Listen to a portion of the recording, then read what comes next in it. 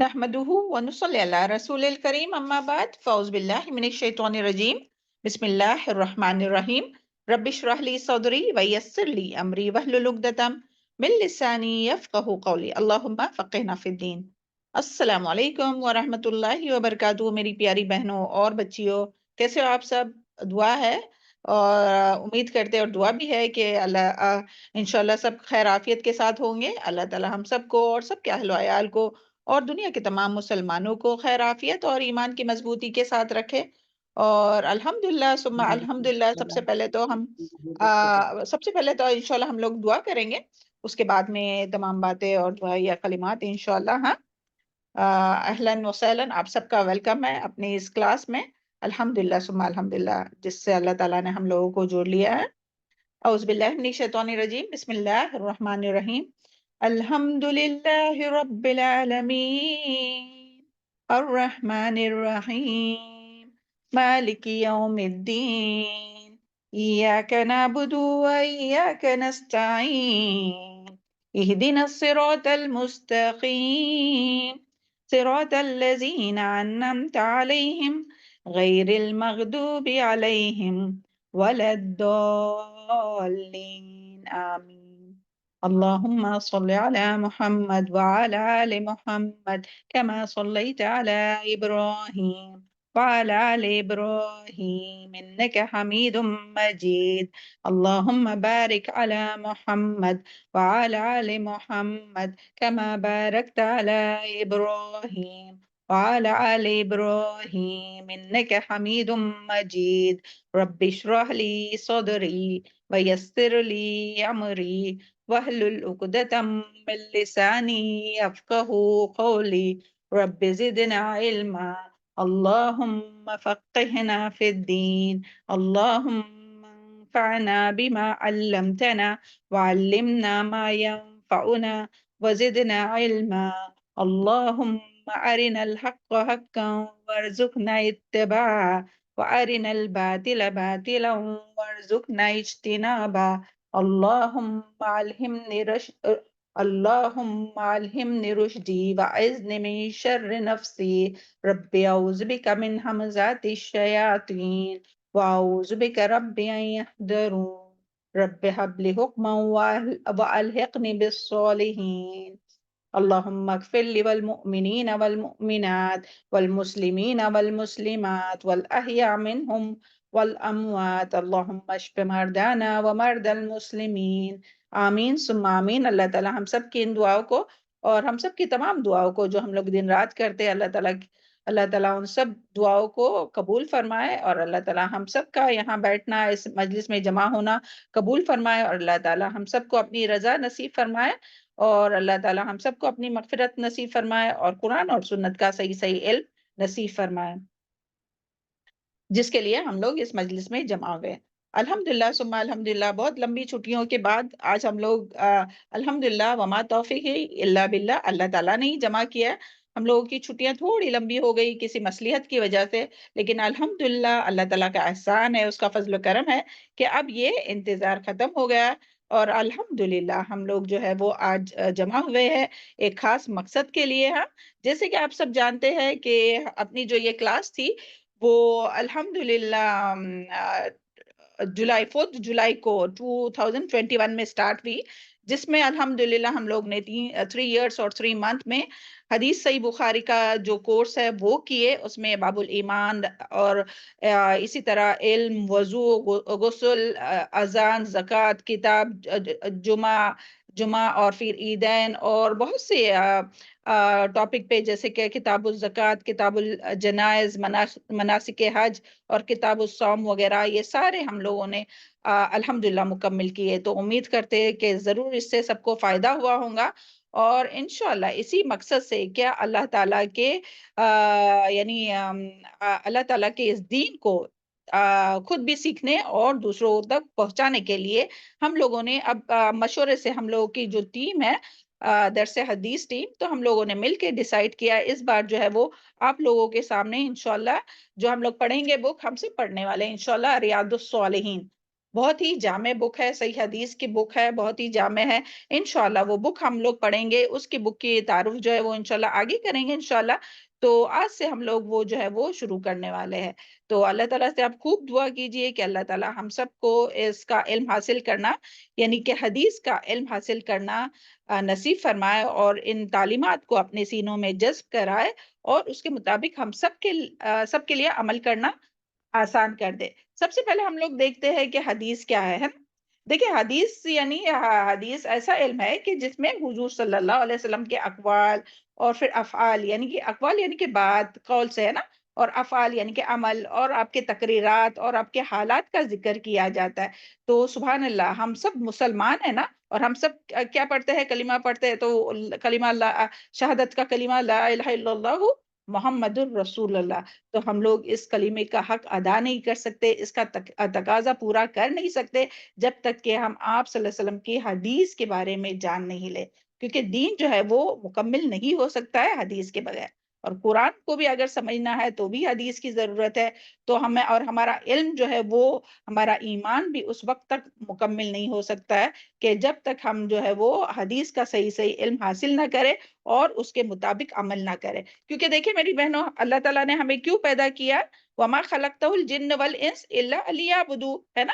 کہ اللہ تعالیٰ نے تمام انسانوں اور جنوں کو پیدا کیا ہے اپنی عبادت کے لیے۔ اور عبادت کیا چیز ہے؟ کہ ہر وہ قول اور ہر وہ عمل، ظاہری ہو یا باطنی ہو، جس سے اللہ مالک الملک راضی ہو جائے، اس کو عبادت کہتے ہیں۔ اور عبادت کی دو شرائط ہے، عبادت کی قبولیت کی دو شرائط ہے۔ بہت دھیان سے سنیے، ہاں، اللہ کرے کہ ہم صحیح سے سمجھا سکے اور بات جو ہے وہ آپ لوگوں کے دلوں میں اور ہم سب کے بلکہ دلوں میں جذب ہو۔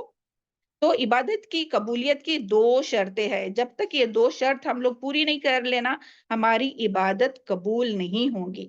تو وہ دو شرط میں سے کیا ہے؟ پہلی شرط کہ وہ عبادت جو بھی ہم کرتے ہیں، جس کے لیے اللہ تعالیٰ نے ہمیں پیدا کیا ہے، وہ ہمیں صرف اور صرف خالص اللہ تعالیٰ کی رضا کے لیے کرنا ہے۔ اور دوسری کیا شرط ہے؟ کہ وہ جو عمل ہمارا ہے وہ کس کے مطابق ہونا چاہیے؟ نبی کریم صلی اللہ علیہ وسلم کی سنت کے مطابق۔ تب ہی ہمارا جو عمل ہے وہ قابل قبول ہے۔ اور اگر ہم اس پر عمل نہیں کریں گے تو ہمارا، یعنی ہماری کوئی بھی عبادت جو ہے وہ قابل قبول نہیں ہے۔ تو سبحان اللہ، اس عظیم مقصد سے ہم لوگ یہاں جمع ہوئے ہیں، ہے نا؟ کہ تاکہ ہم لوگ حدیث سیکھیں اور آپ صلی اللہ علیہ وسلم کی اتباع کریں، ہے نا، پیروی کریں۔ اطاعت اور اتباع کے معنی ہم لوگ بس سرسری طور پر دیکھتے ہیں۔ دیکھیں، اطاعت کا لفظی معنی کیا ہوتا ہے؟ حکم کو ماننا، بات کو ماننا، اور شرعی اصطلاح میں اس کا مطلب ہوتا ہے آپ صلی اللہ علیہ وسلم کی سنت یا حکم جو فرائض کا درجہ رکھتی ہے، اس کو ماننا۔ حکم کو یعنی اس کو ماننا، اور اس کو نہیں ماننا جو ہے وہ یعنی باعث گناہ ہوگا۔ تو آپ صلی اللہ علیہ وسلم کی یہ اطاعت ہوتی ہے۔ اور اتباع کیا ہوتی ہے؟ کہ فٹ سٹیپ کو فالو کرنا، نقش قدم پر چلنا۔ یعنی اطاعت بول کر کی جاتی ہے، جو بات بتائی جاتی ہے اس پہ، اور یہ جو ہے وہ اپنے دل کی خوشی سے نبی صلی اللہ علیہ وسلم کی نقش قدم پر چلنا ہے، جیسے نبی صلی اللہ علیہ وسلم نے کیا اسی طرح دل کی خوشی سے اور محبت کے ساتھ یہ عمل کرنا۔ تو اللہ تعالی ہم سب کو توفیق عطا فرمائے کہ ہم جو ہے وہ اللہ کے رسول، اللہ تعالیٰ کی اطاعت کرے، اور اللہ کے رسول صلی اللہ علیہ وسلم کی اتباع کر سکے۔ تو آئیے دیکھتے ہیں کیا یعنی اتباع کی کیا، یعنی اتباع کرنا، آپ صلی اللہ علیہ وسلم کی اتباع کرنا جو ہے وہ کیوں ضروری ہے؟ کیونکہ دیکھیے، ہم دنیا اور آخرت میں، ہم سب چاہتے ہیں نا کہ ہم لوگ دنیا اور آخرت میں کامیاب ہو جائے۔ تو ہمیں کامیابی مل نہیں سکتی جب تک کہ ہم نبی صلی اللہ علیہ وسلم کی اطاعت نہیں کریں گے، اتباع نہیں کریں گے۔ جس طرح سے سورہ نور میں اللہ تعالیٰ فرماتے وَمَن يُطِعِ اللَّهَ وَرَسُولَهُ وَيَخْشَ اللَّهَ وَيَتَّقِهُ فَأُولَٰئِكَ هُمُ الْفَائِزُونَ۔ اور جو لوگ اللہ اور اس کے رسول کی اطاعت کریں گے، اللہ سے ڈریں گے اور اس کی نافرمانی سے بچیں گے، وہی لوگ کامیاب ہوں گے۔ تو ہمیں کامیاب ہونا ہے نا، تو کیا کرنا ہوگا؟ آپ صلی اللہ علیہ وسلم کی حدیث کو سیکھنا ہوگا سب سے پہلے، ہے نا؟ اسی لیے تو ہم لوگ یہاں جمع ہوئے ہیں الحمدللہ۔ یہ جو بک ہے ریاض الصالحین، وہ آپ صلی اللہ علیہ وسلم کی صحیح حدیث پر مشتمل کتاب ہے، سبحان اللہ۔ تو ہم لوگ حدیث سیکھیں گے تبھی تو ہمیں پتا ہوگا، تبھی تو ہم آپ صلی اللہ علیہ وسلم کی اتباع کر سکیں گے نا۔ کہ کس طرح سے آپ صلی اللہ علیہ وسلم کے ہر معاملات اور ہر عبادت ہوتی تھی، سبحان اللہ۔ اور پھر اسی طرح اور کیا فائدہ ہوں گا، ہم سب چاہتے ہیں نا کہ، اور یہ ایمان کا تقاضا بھی کیا ہے کہ ہم اللہ تعالیٰ سے محبت کریں، اور اللہ تعالیٰ سے محبت کریں، اور ہمارا ایمان اس وقت تک مکمل نہیں ہو سکتا جب تک کہ ہمارے دل میں ہمارے پیارے نبی محمد صلی اللہ علیہ وسلم کی محبت ہر چیز سے زیادہ نہ ہو، اپنے والدین، اپنی اولاد، اور یہاں تک کہ اپنے نفس سے بھی زیادہ نہ ہو۔ تو یہ محبت کیسے پیدا ہوں گی؟ جب ہم آپ صلی اللہ علیہ وسلم کے بارے میں جاننے کی کوشش کریں گے، تبھی تو یہ محبت پیدا ہوں گی، تبھی تو ہمارا اللہ کے رسول سے تعلق پیدا ہوگا، سبحان اللہ۔ اور دیکھیں اللہ تعالیٰ کیا فرماتے ہیں کہ اگر تم مجھ سے محبت کرتے ہو، اللہ تعالیٰ سورہ آل عمران آیت نمبر 31 میں فرماتے ہیں، قُلْ إِن كُنتُمْ تُحِبُّونَ اللَّهَ فَاتَّبِعُونِي يُحِبْبُكُمُ اللَّهُ وَيَغْفِرْ لَكُمْ ذُنُوبَكُمْ وَاللَّهُ غَفُورٌ رَحِيمٌ۔ کہہ دیجئے اللہ تعالیٰ آپ صلی اللہ علیہ وسلم سے فرما رہے ہیں، کیا رسول صلی اللہ علیہ وسلم آپ ان سے کہہ دیجئے کہ اگر تم مجھ سے محبت کرتے ہو، یعنی ہم اللہ تعالیٰ سے محبت کرتے ہیں نا، تو اس کا تقاضا کیا ہے کہ ہمیں فَاتَّبِعُونِی، تو ہمیں کس کی پیروی کرنی ہوگی؟ ہمارے پیارے رسول صلی اللہ علیہ وسلم کی پیروی کرنی ہوگی۔ تو کیا ہوگا؟ یحبکم اللہ، تو اللہ تعالیٰ آپ سے محبت کریں گا۔ اور دوسرا کیا فائدہ ہوگا؟ وَيَغْفِرْ لَكُمْ ذُنُوبَكُمْ، اور اللہ تعالیٰ پھر ہمارے تمام گناہوں کو بھی معاف کر دیں گے۔ اللہ غفور الرحیم۔ اللہ تعالیٰ ہم سب کو توفیق عطا فرمائے۔ پھر اسی طرح جو ہے وہ اللہ اور اللہ کے رسول کی اطاعت کرنے والے قیامت کے دن انعام یافتہ لوگوں میں ہوں گے۔ دیکھیں سبحان اللہ، ہم لوگ دنیا میں چاہتے ہیں نا کہ نیک اور صالحین لوگوں کی مجلس میں ہم لوگ رہے، ان کا ساتھ ہمیں نصیب ہو، اور آخرت میں بھی ہم لوگ کیا چاہتے ہیں؟ کیا آپ صلی اللہ علیہ وسلم کا ساتھ نصیب ہو، صدیقین، شہداء، صالحین، نیک لوگوں کا ساتھ نصیب ہو۔ تو وہ کن لوگوں کو نصیب ہوں گا؟ کہ سورہ نساء میں اللہ تعالیٰ فرماتے ہیں وَمَن يُطِعِ اللَّهَ وَرَسُولَهُ فَأُولَٰئِكَ مَعَ الَّذِينَ أَنْعَمَ اللَّهُ عَلَيْهِمْ، کیا وہ لوگ جو اطاعت کریں گے اللہ اور اللہ کے رسول کی، یہ سارے ہم فائدے بتا رہے ہیں، اوکے؟ جب فائدے پتا ہوں گے نا ہم لوگوں کو، فضیلت کہ ہاں آپ صلی اللہ علیہ وسلم کی پیروی کرنے کی، اطاعت کرنے کی کیا فائدے ہیں، تو ہم خوشی خوشی سے یہ کرنے لگیں گے انشاءاللہ کام۔ جو بھی ہم لوگ حدیث آج کے بعد سے سنیں گے، اور اب تک بھی جو سن چکے ہیں، پڑھ چکے ہیں، تو اس کے مطابق عمل کرنے کی، صرف علم حاصل کرنا بڑی بات نہیں ہے۔ قیامت کے دن سوال ہوگا علم پر عمل کتنا ہوا، تو عمل کرنے کا ہی شوق دلانے کے لیے ہم ساری باتیں بتا رہے ہیں نا، کہ ہمیں پتا ہونا چاہیے کہ پھر ان لوگوں کے لیے کیا ہے، وَمَن يُطِعِ اللَّهَ وَرَسُولَهُ، جو اطاعت کریں گے اللہ کی اور اللہ کے رسول کی، فَأُولَٰئِكَ مَعَ الَّذِينَ، تو وہ ان لوگوں کے ساتھ ہوں گا جو لوگ جن پر اللہ تعالیٰ نے انعام کیا، جن لوگوں پر اللہ تعالیٰ نے انعام کیا۔ اللہ تعالیٰ نے کن کن لوگوں پر انعام کیا؟ نبیوں پر، صدیقین پر، شہداء پر، صالحین پر۔ حالانکہ ہمارے تو اعمال ایسے نہیں ہیں، لیکن کیوں؟ چونکہ ہم ان سے محبت کرتے اور اللہ کی اطاعت کرتے اور اللہ کے رسول کی اطاعت کرتے، تب ہم لوگوں کو یہ ان لوگوں کا، انعام یافتہ لوگوں کا ساتھ نصیب ہوگا۔ تو یہاں بیٹھے بیٹھے، اس مجلس میں بیٹھے بیٹھے دعا کیجئے کہ اللہ تعالیٰ ہم سب کو ان کا ساتھ نصیب فرمائے، اور ہم لوگوں کو آپ صلی اللہ علیہ وسلم کی اطاعت کرنا ہم لوگوں کے لیے بہت آسان کر دیں۔ چلے پھر اسی طرح ہم لوگ دیکھتے ہیں کہ اگر ہم سنت اور قرآن اور سنت کی پیروی نہیں کریں گے، سبحان اللہ، ہم سب جو ہے وہ کوئی نہ کوئی قرآن کی کلاسز سے جڑے ہوئے نا، الحمدللہ۔ اللہ تعالیٰ ہم سب کو قرآن کا صحیح علم حاصل کرنے والا بنائے، قرآن مجید کو مضبوطی سے تھامنے والا بنائے، اس کو سیکھنے والا، اس کو سمجھنے والا، اور اس کے مطابق عمل کرنے والا بنائے، اور ان تعلیمات کو اپنے عمل کے ذریعے، اپنے زبان کے ذریعے دوسروں تک پہنچانے والا بنائے، کیونکہ ان ہوا الا ذکر للعالمین، یہ قرآن جو ہے وہ تمام جہان والوں کے لیے، صرف ہمارے لیے نہیں ہے، صرف مسلمانوں کے لیے نہیں ہے۔ تو اللہ تعالیٰ ہم لوگوں کو اس قرآن کو، اللہ تعالیٰ کے اس کلام کو دنیا والوں تک پہنچانے والا بنائے، اور اسی طرح ان حدیث کو بھی، ہے نا، جو ہم لوگ صحیح حدیث ہے اسے بھی اور اس کے مطابق عمل کرنے والا بنائے، کیونکہ وہی لوگ گمراہی سے محفوظ ہوں گے جو قرآن اور سنت کو مضبوطی سے تھام لیں گے۔ جس طرح سے نبی کریم صلی اللہ علیہ وسلم نے، حضرت ابو ہریرہ رضی اللہ عنہ روایت کرتے ہیں کہ نبی کریم صلی اللہ علیہ وسلم نے فرمایا، میں تمہارے درمیان دو ایسی چیزیں چھوڑے جا رہا ہوں، اگر ان پر عمل کروں گے تو کبھی گمراہ نہیں ہوں گے، ایک اللہ کی کتاب اور دوسری میری سنت۔ تو کیوں آج امت جو ہے وہ کیوں گمراہ ہے مسلمان؟ آج گمراہ کیوں ہے؟ کیوں لوگوں کے یعنی کیوں لوگوں کے ظلم کا نشانہ بنی ہوئی ہے؟ کیونکہ ہم نے ان دونوں چیزوں کو پیچھے پس پشت ڈال دیا ہے۔ اللہ تعالی ہم سب کو توفیق عطا فرمائے کہ ہم اس کو مضبوطی سے تھام لے، اور جس طرح سے کہ اللہ تعالیٰ نے فرمایا وَاعْتَصِمُوا بِحَبْلِ اللَّهِ جَمِيعًا وَلَا تَفَرَّقُوا، کیا اللہ تعالیٰ نے کیا فرمایا قرآن مجید میں کہ تم سب مل کر اللہ تعالیٰ کی رسی کو مضبوطی سے تھام لو اور تفرقہ مت ہونا۔ اور یہ حدیث کے مطابق یہ جو مضبوط رسی کی وہ کیا ہے؟ اللہ تعالیٰ کا کلام قرآن مجید۔ تو اللہ تعالیٰ ہم سب کو اس کی توفیق عطا فرمائے۔ یہ تو ہوا چوتھا فائدہ، سمجھ میں آئی؟ یہ بات سب یاد ہو رہی ہے آپ لوگوں کو کیا کیا فائدہ ہے؟ پھر اسی طرح اتباع سنت سے اللہ تعالیٰ کی رحمت نصیب ہوتی ہے۔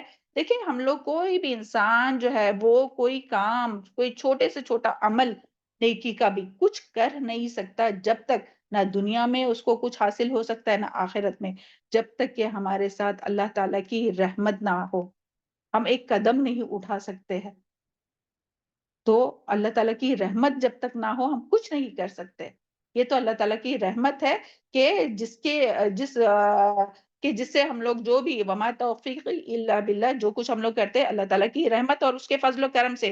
اور جنت میں بھی جب جائیں گے نا تو جنت میں بھی کوئی اپنے عمل کی وجہ سے نہیں جائے گا، بلکہ آپ صلی اللہ علیہ وسلم نے کیا فرمایا تھا کہ میں خود بھی، صحابہ کرام نے فرمایا تھا کہ آپ بھی نہیں، تو آپ صلی اللہ علیہ وسلم نے کیا فرمایا تھا؟ میں بھی نہیں جنت میں جاؤں گا میرے اعمال کی وجہ سے جب تک کہ اللہ تعالیٰ کی رحمت نہ ہو۔ تو ہم سب اللہ تعالیٰ کی رحمت کے محتاج ہے۔ ربنا حب لنا من لدنک رحمہ وہیئ لنا من امرنا رشدا۔ اللہ تعالیٰ ہم سب کو اپنی رحمت میں ڈھانپ دے اس دنیا میں اور آخرت میں۔ تو رحمت پانے کے لیے کیا کرنا چاہیے؟ اللہ تعالیٰ فرماتے وَأَطِیعُوا اللَّهَ وَالرَّسُولَ لَعَلَّکُمْ تُرْحَمُونَ، اطاعت کرو اللہ اور اللہ کے رسول کی تاکہ تم پر رحم کیا جائے۔ اللہ تعالیٰ ہم سب کو دیکھیں چھوٹی چھوٹی باتیں ہیں مگر ان کو یاد رکھنے والا بنائے۔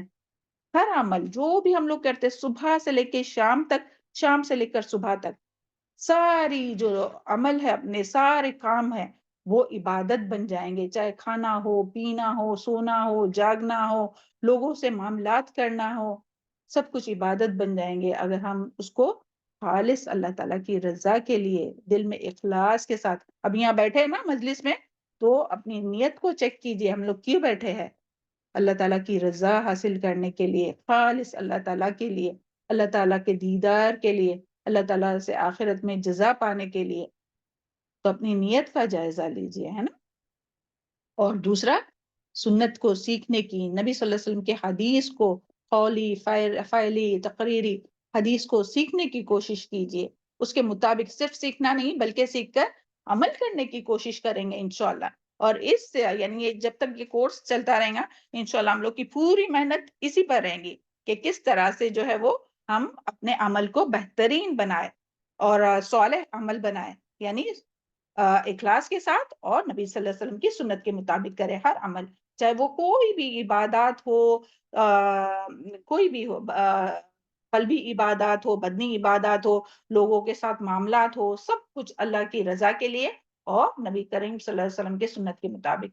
اور پھر سبحان اللہ جہنم سے نجات بھی ہم سب چاہتے ہیں نا کہ اللہ تعالی ہمیں جہنم سے نجات دے، تو جہنم سے نجات پانے کے لیے بھی کتاب اور سنت کی پیروی ضروری ہے، کیونکہ تمام جماعتوں میں صرف وہی جماعت، دیکھیں نبی صلی اللہ علیہ وسلم نے کیا ارشاد فرمایا تھا کہ یہود 71، نصارہ 72 فرقوں میں تقسیم ہو گئے اور میری امت کے لوگ 73 فرقوں میں تقسیم ہوں گے، 73 فرقوں میں تقسیم ہوں گے، ان میں سے ایک کے سوا باقی جہنم میں جائیں گے۔ اللہم لا تجعلنا منہم، اللہم انی اعوذ بک من عذاب جہنم، اللہم انی اعوذ بک۔ یہ اللہ تعالیٰ کی مجلس ہے، یہاں جو بھی ہم لوگ بیٹھیں گے دعا کریں گے تو قبول ہوں گی، تو فوراً دعا کیجئے اللہ تعالیٰ ہم سب کو جہنم سے محفوظ رکھے۔ اللہم انی اعوذ بک من عذاب جہنم، اللہم انی اسألک الجنہ وما قرب الیہا من قول او عمل۔ اللہم انی اسألک الجنہ وما قرب الیہا من قول او عمل واعوذ بک من النار وما قرب الیہا من قول او عمل۔ تو پھر صحابہ کرام نے کہا کہ یہ رسول اللہ وہ ایک گروہ کون سا ہے جو نجات پائیں گا؟ تو آپ صلی اللہ علیہ وسلم نے کیا فرمایا تھا؟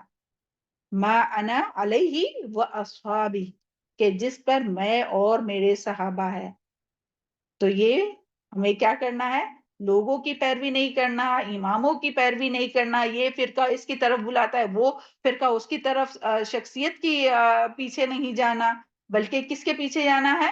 ما انا علیہ، یہ چھوٹی سی لائن ہے، 4 لفظ ہے، ما انا علیہ و اصحابہ، جس پر میں اور میرے صحابی ہوں گے، نہ کہ دنیا کے سرداروں اور لیڈروں اور جو بھی فالو کرتے ہیں آج کل اپنے نیو جنریشن، اپنے جو بھی ہے.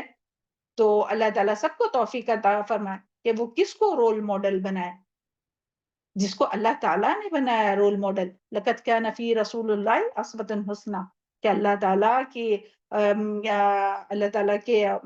اللہ کے رسول صلی اللہ علیہ وسلم جو ہے وہ ہمارے لیے بہترین نمونہ ہے. تو انہیں ہی رول ماڈل بنانا چاہیے اور انہیں ہی فالو کرنا چاہیے، اور آپ صلی اللہ علیہ وسلم کے صحابی کو. اور دیکھیں ہدایت پانے کے لیے، ہدایت یافتہ ہونے کے لیے، ہدایت پر کے راستے کی پیروی کرنے کے لیے، یعنی پیروی کرنا چاہیے، اور یعنی جب جو بات سنیں تو فوراً جو ہے وہ اس کے مطابق عمل کرنا چاہیے. اب یہ تو یعنی 6 پوائنٹ تھے. ایک بار ہم پھر سے بتاتے ہیں آپ کو کیا کیا تھے، کہ اتباع نبی کریم صلی اللہ علیہ وسلم کی جو پیروی کرتے تو اس کے فائدے کیا ہے. سب سے پہلے نمبر 1 کامیابی، ہاں کامیابی کی ضمانت ہے کہ وہ ضرور کامیاب ہوں گے. نمبر 2 اللہ تعالیٰ کی محبت اور مغفرت کا وعدہ. نمبر 3 انعام یافتہ لوگوں کا ساتھ نصیب ہوگا سبحان اللہ جنت میں. پھر گمراہیوں سے محفوظ رہیں گے. نمبر 5 اللہ تعالیٰ کی رحمت نصیب ہوں گی اور جہنم سے نجات. تو ہم سب چاہتے ہیں نا یہ ساری چیزیں، یہ فائدے چاہتے ہیں نا ہم سب. تو اس کے لیے کیا ہے کہ ریگولر اس کلاس کو اٹینڈ کرنا. یہاں سے ابھی نیت کیجئے کہ انشاءاللہ ہم لوگ ایک بھی کلاس مس نہیں کریں گے. اوکے چلیں ابھی ہم لوگ دیکھتے ہیں کیا اگر ہم لوگ نہیں کریں گے تو پھر اس کا نقصان کیا ہے. کہ اگر ہم آپ صلی اللہ علیہ وسلم کی حدیث نہیں سیکھیں گے اور نہ سیکھیں گے اور نہ آپ صلی اللہ علیہ وسلم کی پیروی کریں گے تو اس کا نقصان کیا ہے. تو دیکھیے اللہ تعالیٰ نے کیا فرمایا کہ جو اللہ کے فیصلے یعنی کتاب کے مطابق یعنی جو اللہ تعالیٰ کے فیصلے یعنی کہ قرآن اور رسول اللہ صلی اللہ علیہ وسلم کے فیصلے یعنی کہ سنت آ جائے اس کے بعد اپنی مرضی کرتے ہیں تو ایسے شخص کا ایمان ہی نہیں. کیونکہ دیکھیں اللہ تعالیٰ نے سورہ محمد صلی اللہ یعنی اس کا ایمان ہی قابل قبول نہیں ہے. جو کتاب اور قرآن یعنی قرآن مجید اور رسول اللہ علیہ وسلم کا فیصلہ یعنی کہ سنت پتہ چل جانے کے بعد جو اپنی مرضی کرے تو اس کا ایمان ہی نہیں. سورہ محمد آیت نمبر 33 یا ایھا الذین آمنوا اطیعوا اللہ واطیعوا الرسول ولا تبطلوا اعمالکم، اے لوگوں جو ایمان لائے ہو اللہ اور اللہ کے رسول کی اطاعت کرو اور اپنے اعمال کو ضائع نہ کرو.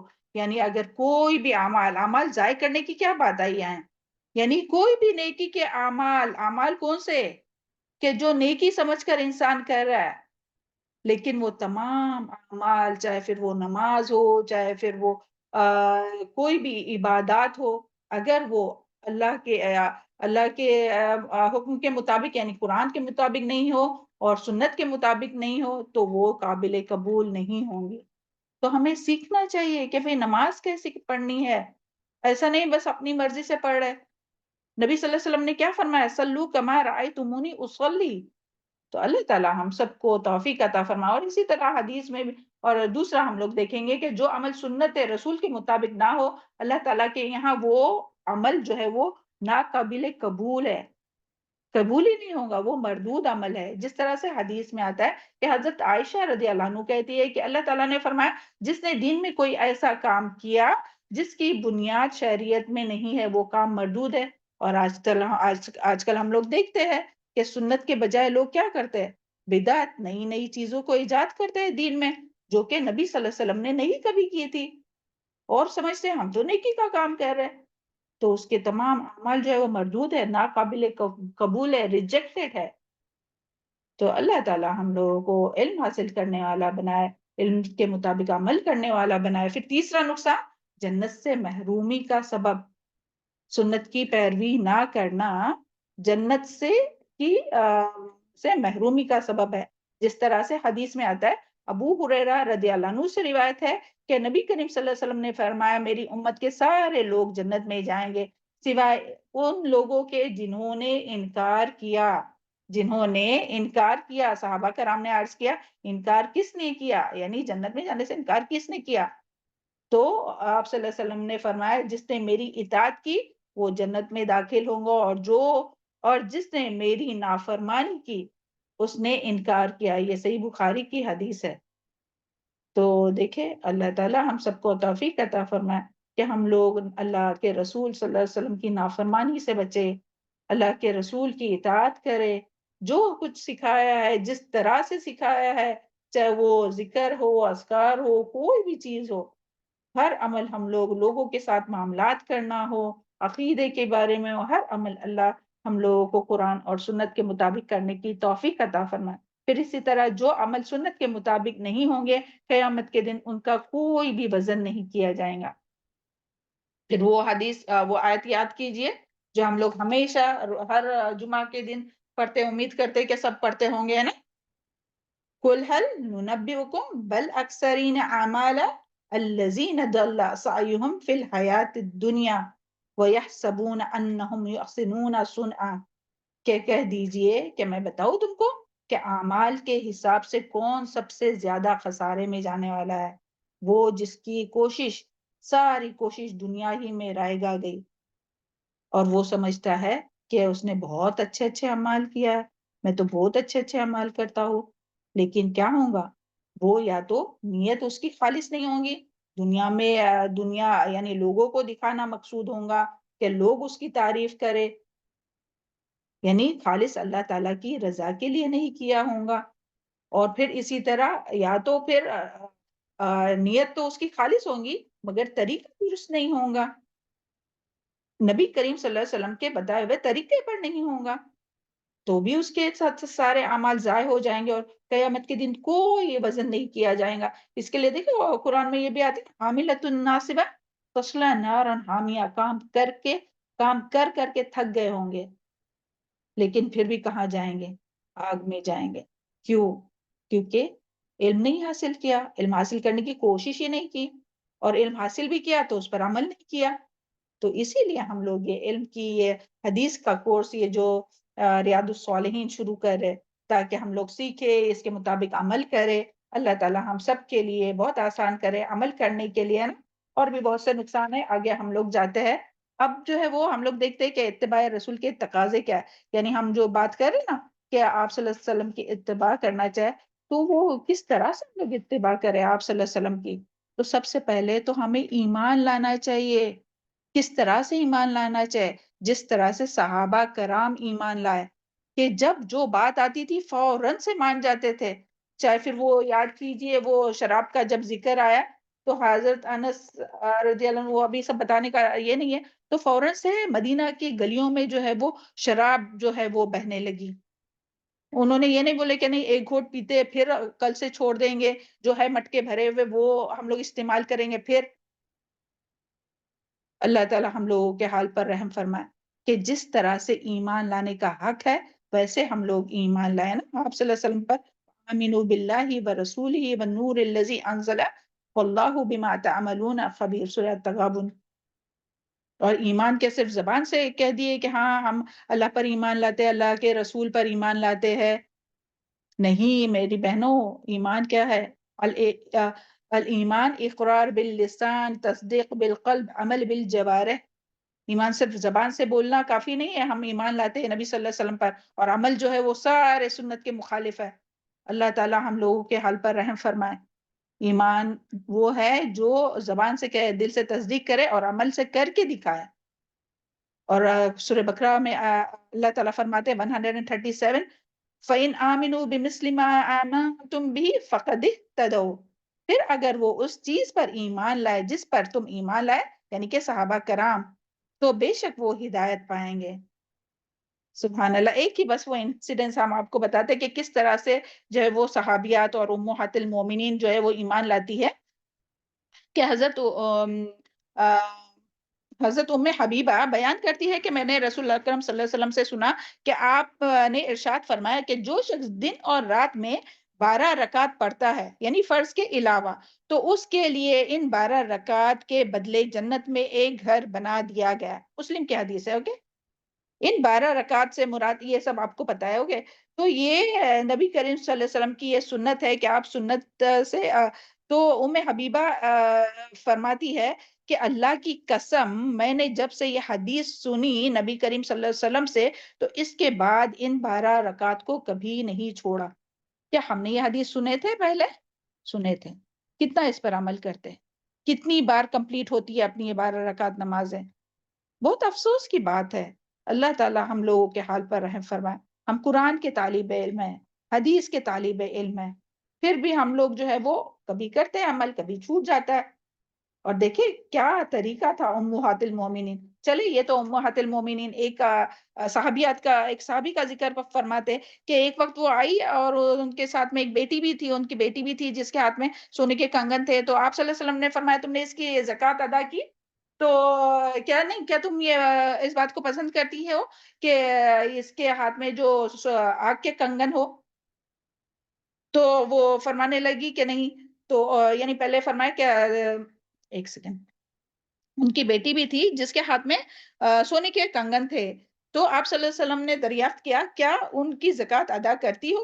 عورت نے عرض کیا نہیں۔ آپ صلی اللہ علیہ وسلم نے فرمایا کیا تو پسند کرتی ہے کہ ان 2 کنگنوں کے بدلے قیامت کے روز 2 آگ کے کنگن پہنائے جائے؟ تو یہ سن کر عورت نے فوراً سے، دیکھیں ایک لمحہ بھی نہیں لگا، گولڈ کنگن، سونے کے کنگن وہ اتار کے پھینک دیے اور نبی صلی اللہ علیہ وسلم کے پاس دے دیے کہ یہ آپ کے لیے اور اللہ تعالیٰ کے لیے۔ تو ہم لوگ کتنی یہ چیز قربان کرتے ہیں اپنی دن کی۔ یہ نماز کی بات آئی تھی نا، یہ 12 رکعت نماز، اس میں بھی کتنی بار ایسا ہوتا ہے کہ صرف محض سستی کی وجہ سے، غفلت کی وجہ سے ہم لوگ چھوڑ دیتے۔ اور یہاں دیکھیں صحابیات جو ہے کتنی بڑی قربانی کہ فوراً سے وہ کنگن ہی اتار کے دے دیے۔ تو اللہ تعالیٰ سے دعا ہے کہ اللہ تعالیٰ ہم سب کو صرف سننے والا نہیں، سن کر عمل کرنے والا بنائے۔ اور یہاں بیٹھے بیٹھے، اس مجلس میں بیٹھے بیٹھے خوب نیت کیجئے، انما الاعمال بالنیہ۔ آج آپ یہ حدیث سنیں گے، سبحان اللہ، اعمال کا دار و مدار نیتوں پر ہے۔ یہاں بیٹھے بیٹھے نیت کیجئے کہ انشاءاللہ اللہ نے چاہا تو ضرور ان تمام باتوں پر عمل کرنے کی کوشش کریں گے، ہے نا۔ اور پھر جو ہے وہ ایمان لانا ہے، پھر آپ صلی اللہ علیہ وسلم سے محبت کرنی ہے، جس طرح سے یہ محبت کرنے کا حق ہے کہ کس طرح سے جو ہے وہ محبت کرتے تھے، جس طرح سے وہ حدیث ہم نے بتایا نا کہ کسی کا ایمان جو ہے وہ اس وقت تک مکمل نہیں ہوگا جب تک کہ اس کے دل میں اللہ کے رسول کی محبت، اپنے والدین، اپنی اولاد اور اپنے نفس سے بھی زیادہ نہ ہو جائے۔ تو ہمیں دیکھنا چاہیے کہ ہم لوگ اپنی اولاد کی خواہش پوری کرتے ہیں کہ نبی صلی اللہ علیہ وسلم کی سنتوں کی پیروی کرتے ہیں۔ پھر سورہ توبہ کی آیت نمبر 24 ہے، مگر ابھی وہ بتانے کے لیے اتنا یہاں ٹائم نہیں ہے، جس میں یہ ہے کہ اے نبی، چلے صرف ٹرانسلیشن بتاتے، اے نبی صلی اللہ علیہ وسلم کہہ دو کہ اگر تمہارے باپ، تمہارے بیٹے، تمہارے بھائی، تمہاری بیویاں، تمہارے عزیز و اقارب اور تمہارے مال جو تم نے کمائے، تمہارے وہ کاروبار جن کے من پڑ جانے سے، یعنی بند پڑ جانے سے، کم ہو جانے پر تم کو خوف ہو، اور تمہارے گھر جو کہ تم پسند کرتے ہو، تم کو اللہ اور اس کے رسول اور اس کی راہ میں، کس سے یہ ساری چیزیں جو اپنی اس کا محور رہتی ہے نا، پورے دن رات ہم لوگوں کے اسی کے گرد گھومتے ہیں نا، تو دیکھیں اللہ تعالیٰ نے کیا فرمایا، تم کو اللہ اور اس کے رسول اور اس کی راہ میں جہاد سے عزیز تر ہے، تو انتظار کرو یہاں تک کہ فیصلہ تمہارے سامنے آ جائے۔ اور اللہ تعالیٰ نہ ایسے لوگوں کی رہنمائی نہیں کرتا۔ واللہ لا یہدی القوم الفاسقین، فاسق لوگوں کی اللہ تعالیٰ رہنمائی نہیں کرتا۔ تو کس کو فاسق کہا گیا؟ جس کے دل میں اللہ اور اللہ کے رسول اور اللہ تعالیٰ کی راہ میں جہاد کرنے سے زیادہ کون پیارا ہے؟ والدین، اولاد، گھر، ہاں، یہی سب چیزوں کے لیے تو اپنی سنتیں چھوٹتی ہے نا۔ تو اللہ تعالیٰ اپنے حال پر رحم فرمائے۔ چلو اب ہم لوگ آتے ہیں انشاءاللہ لاسٹ اپنے ٹاپک پر آتے ہیں، ہاں۔ اور اس کے علاوہ آپ صلی اللہ علیہ وسلم کا ادب اور احترام کرنا بھی، یعنی جو تقاضے ہیں نا اس میں اور کیا ہے، آپ صلی اللہ علیہ وسلم پر ایمان لانا، آپ صلی اللہ علیہ وسلم کی اطاعت کرنا، اور آپ صلی اللہ علیہ وسلم سے محبت کرنا، اور آپ صلی اللہ علیہ وسلم کا ادب اور احترام کرنا، کیونکہ سبحان اللہ، اللہ تعالیٰ فرماتے ہیں وَمَا أَرْسَلْنَاكَ شَاهِدًا وَمُبَشِّرًا وَنَذِيرًا لِتُؤْمِنُوا بِاللَّهِ وَرَسُولِهِ وَتُعَزِّرُوهُ وَتُوَقِّرُوهُ وَسَبِّحُوهُ بُكْرَةً وَأَصِيلًا، سورہ فتح آیت نمبر 8 اور 9۔ اے نبی صلی اللہ علیہ وسلم، بلا شبہ ہم نے آپ کو گواہی دینے والا، بشارت دینے والا، ڈرانے والا بنا کر بھیجا تاکہ تم اللہ اور اس کے رسول پر ایمان لاؤ، یعنی ہم سب سے خطاب ہے اللہ تعالیٰ، ایمان لاؤ اور تم اس کی مدد کرو۔ ہمیں کیا کرنا ہے؟ آپ صلی اللہ علیہ وسلم کی مدد کرنا ہے اور ان کے ادب کرو اور صبح شام اللہ تعالیٰ کی پاکی بیان کرو۔ اور بھی اس کے بارے میں بہت سی آیت اور حدیث تھی، انشاءاللہ کبھی موقع ملے گا تو بتائیں گے۔ اور اسی طرح آپ صلی اللہ علیہ وسلم کی، یعنی یہ سب آپ صلی اللہ علیہ وسلم کی اتباع کرنے کے تقاضے ہیں، اوکے؟ اور آپ صلی اللہ علیہ وسلم کے دین کی مدد کرنا، یعنی آپ صلی اللہ علیہ وسلم کے دین کی مدد کرنا، یعنی جو دین آپ صلی اللہ علیہ وسلم لے کر آئے اس کو دوسروں تک پہنچانا، قرآن اور سنت کا علم حاصل کرنا، پھر ان تعلیمات کو آگے پہنچانا۔ جس طرح سے دیکھیں حدیث میں آتا ہے کہ جس نے آپ صلی اللہ علیہ وسلم کی حدیث پڑھی، اس کے پڑھنے اور سیکھنے والوں کے لیے کیا بشارت ہے کہ اللہ تعالیٰ اس بندے کو تر و تازہ اور خوش و خرم رکھے جس نے میری بات سنی، ہاں اسے یاد رکھا، بہت اچھے سے سنیے، اوکے؟ جس نے میری بات سنی اور اسے یاد رکھا، نبی صلی اللہ علیہ وسلم فرما رہے ہیں، اور محفوظ رکھا اور پھر دوسروں تک اسے پہنچایا، تو اس کے لیے نبی صلی اللہ علیہ وسلم نے کیا خوشخبری دی؟ کیا اللہ تعالیٰ اس کے چہرے کو تر و تازہ اور رونق رکھیں گے، اللہ تعالیٰ اس کو خوش و خرم رکھیں گے، یعنی ترمذی کی حدیث ہے 2870۔ اور پھر ایسے لوگوں کو رسول اللہ صلی اللہ علیہ وسلم نے اپنا خلیفہ قرار دیا، سبحان اللہ۔ تو اللہ تعالیٰ ہم لوگوں کو ان میں شامل کرے، ہے نا۔ چلے اب ہم لوگ دیکھتے ہیں تھوڑا سا اس بک کے بارے میں، کہ یہ ساری باتیں پتہ چل گئی نا کہ آپ صلی اللہ علیہ وسلم کی اتباع، پہلے تو حدیث کا علم حاصل کیوں ضروری ہے، آپ صلی اللہ علیہ وسلم کی اتباع کیوں ضروری ہے، اور پھر انکار جو کرتے ہیں آپ صلی اللہ علیہ وسلم کی، یعنی نافرمانی کرتے ہیں، جو آپ صلی اللہ علیہ وسلم کے بتائے ہوئے طریقے ہیں اس کے مطابق عمل نہیں کرتے تو اس کا نقصان کیا ہے، اور پھر کیا تقاضا ہے کہ کس طرح سے ہمیں آپ صلی اللہ علیہ وسلم پر کی اتباع کرنا چاہیے۔ وہ ساری بات سمجھ میں آ گئی نا؟ امید کرتے ہیں کہ سمجھ میں آ گئی ہوں گی آپ انشاءاللہ۔ چل اب ہم لوگ دیکھتے ہیں کہ اس کتاب کو پڑھنے کے، اس کتاب کے بارے میں ہم لوگ تھوڑا سا دیکھتے ہیں۔ سبحان اللہ، بہت ہی پیاری کتاب ہے، اللہ کے پیارے رسول آپ صلی اللہ علیہ وسلم کی خوبصورت حدیث کا یہ جو ہے وہ مجموعہ ہے، ریاض الصالحین من کلام سید المرسلین۔ کہ ریاض الصالحین، ریاض یعنی کیا ہے؟ باغیچہ، صالحین نیکوکار کا، نیک لوگوں کا باغیچہ، اور باغیچہ یعنی کہ گارڈن کیسا رہتا ہے؟ سبحان اللہ، کتنے رنگا رنگ اس میں پھول، پتے اور پھل، سبحان اللہ۔ تو یہ جو کتاب ہے نا، اسی طرح نیک لوگوں کے لیے ایک باغیچے کے کی طرح ہے۔ من کلام سید المرسلین، سید المرسلین کسے کہا گیا ہے؟ تمام رسولوں کے سردار، کون؟ اپنے پیارے رسول محمد صلی اللہ علیہ وسلم، ان کے کلام ہے اس میں، یعنی یہ جو حدیث، یہ جو کتاب ہے اس میں یہ صحیح حدیث کا جو ہے وہ مجموعہ ہے، آپ صلی اللہ علیہ وسلم کے کلام کا صحیح مجموعہ ہے، سبحان اللہ۔ یعنی اللہ کے پیارے نبی صلی اللہ علیہ وسلم سے اگر کوئی، ہم سب چاہتے ہیں نا کہ آپ صلی اللہ علیہ وسلم سے اگر کوئی ادب کی، اگر کوئی آداب زندگی جاننا چاہتا ہے کہ انسان کی زندگی، انسان اپنی زندگی کیسے گزارے، زندگی کا کیا طریقہ ہونا چاہیے، کون سا معاملہ کس اندازے سے ہونا چاہیے، تو اسے ضرور بالضرور اس کتاب کو ایک بار پڑھ لینا چاہیے اور سن لینا چاہیے، یہ ریاض الصالحین۔ اور ریاض الصالحین کے جو مؤلف ہے وہ امام یحییٰ بن شرف نووی ہے، جن کی تفسیر آگے ہماری بہن ٹیچر انشاءاللہ بتائیں گے، اوکے؟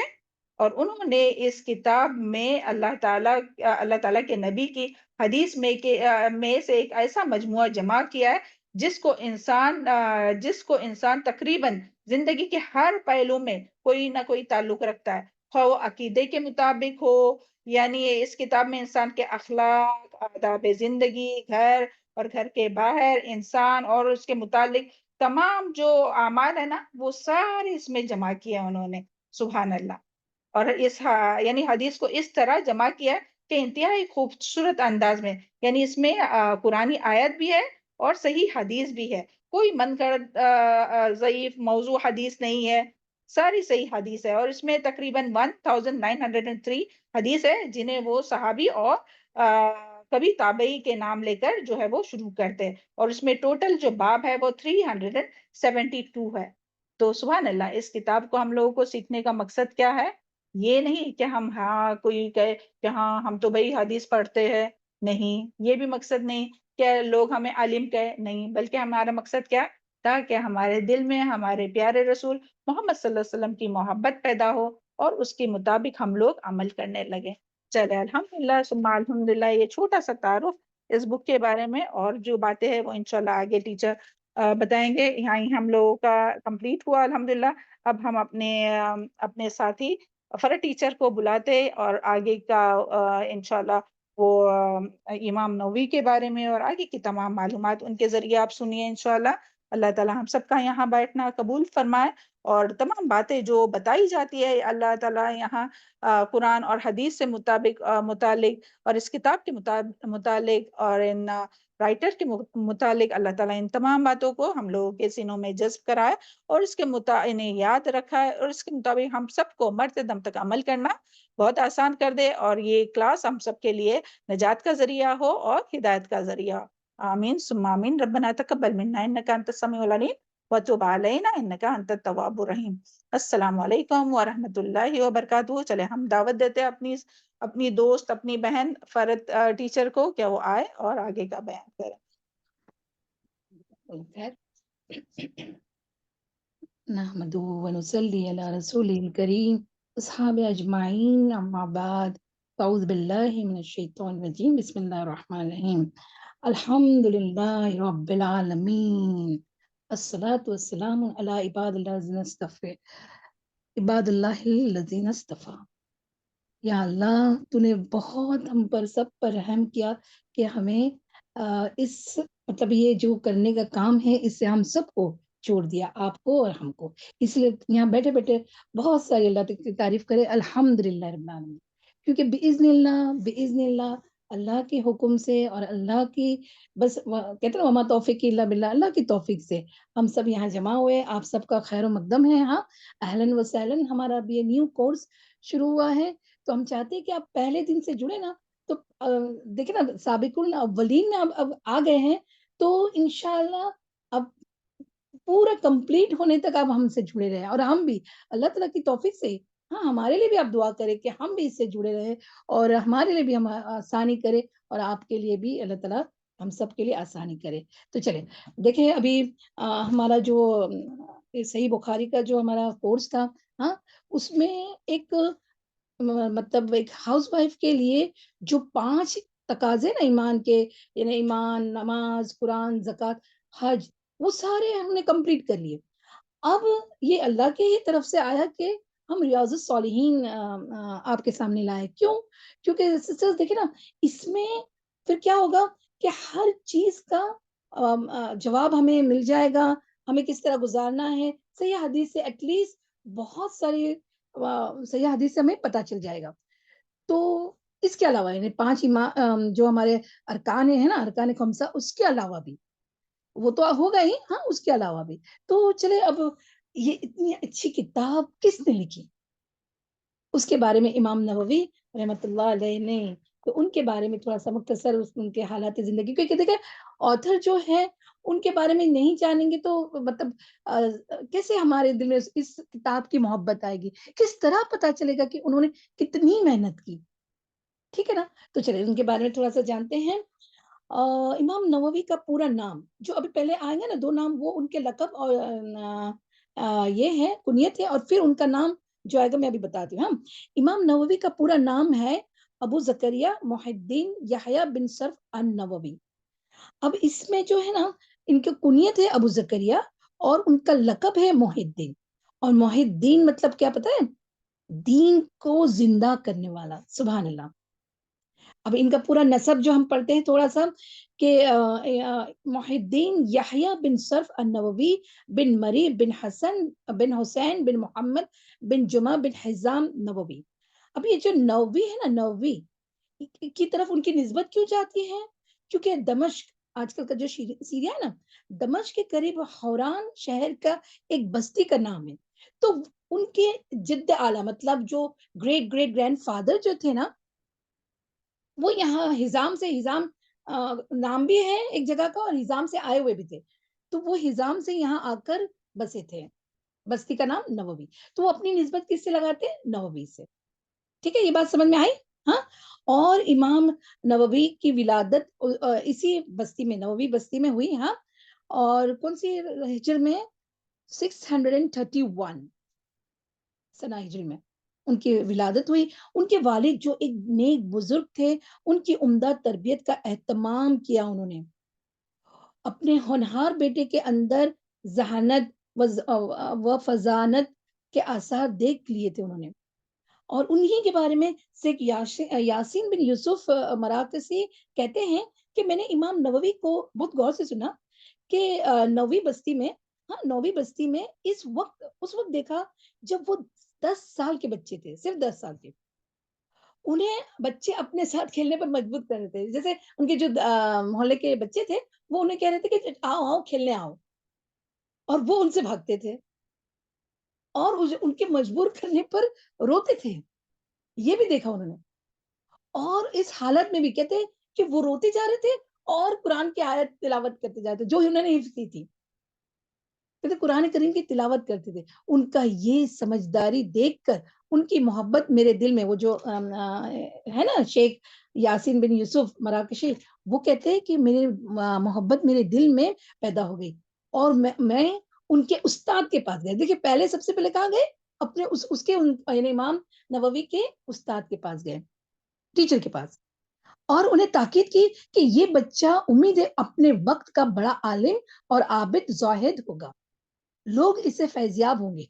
استاد نے مجھے کہا کیا تم نجومی ہو؟ انہیں تم نے، وہ بولے کہ تم کیا ایسٹرونومر ہو، نجومی ہو کہ تم کو پتہ چل جائے گیا ابھی سے؟ وہ تو 10 سال کے تھے ابھی. تو انہوں نے کہا کہ میں نجومی تو نہیں ہوں، لیکن میری زبان سے یہ الفاظ اللہ ہی نے نکلوائے ہیں. اب استاد بڑے متاثر ہوئے. انہوں نے کیا کیا؟ انہوں نے اس بات کا تذکرہ امام صاحب کے والد سے کیا. تو انہوں نے اسے دین کی خدمت کے لیے وقف کرنے کا عزم وہیں پر کر لیا. دیکھیں سبحان اللہ، وہیں پر عزم کر لیا. تو کہتے ہیں کہ پہلے انہوں نے امام صاحب کو اپنی دکان پر، خرید و فروخت کی دکان تھی، وہاں ان کو ٹھہرایا تھا کہ کچھ کام کر لے. لیکن ان کا دل ہی نہیں، مطلب دل نہیں لگتا تھا. وہ ہر دم ناظرہ قرآن اور حفظ قرآن میں مشغول ہوتے تھے. تو یہ دیکھ کر انہوں نے کہا کہ نہیں، اب یعنی ان کا دلچسپی، ان کی جو ہے وہ اس بات میں نہیں، وہ صرف اور صرف دین کا علم کے لیے ہے. سبحان اللہ. تو پھر کیا ہوا کہ تھوڑے عرصے میں، یعنی دیکھو 10 سال کے مطلب 10 سال کے بعد ان کا پورا ناظرہ، دیکھیں یہ بھی ایک بات یاد رکھنا کہ ناظرہ قرآن کرنا پہلے ضروری ہے. ایک بار پڑھ جانا اچھے تجوید کے ساتھ، ہاں بچوں کو بھی بہت ضروری ہے. تو وہ انہوں نے پہلے وہ ختم کیا. ہاں، اور امام صاحب کو جب بلوغت مطلب تھوڑا آگے بڑھے، جیسے ٹین ایج میں آئے، ہاں، تو وہ نووی بستی میں ایسے دینی مدارس اور علمی ماحول نہیں تھا. یعنی جب بلوغت کو پہنچے تو ایسا نہیں تھا. تو اس وقت علماء کا مرکز کون سا تھا معلوم ہے؟ دمشق. تو ان کے جو والد صاحب تھے انہوں نے انہیں دمشق لے آئے.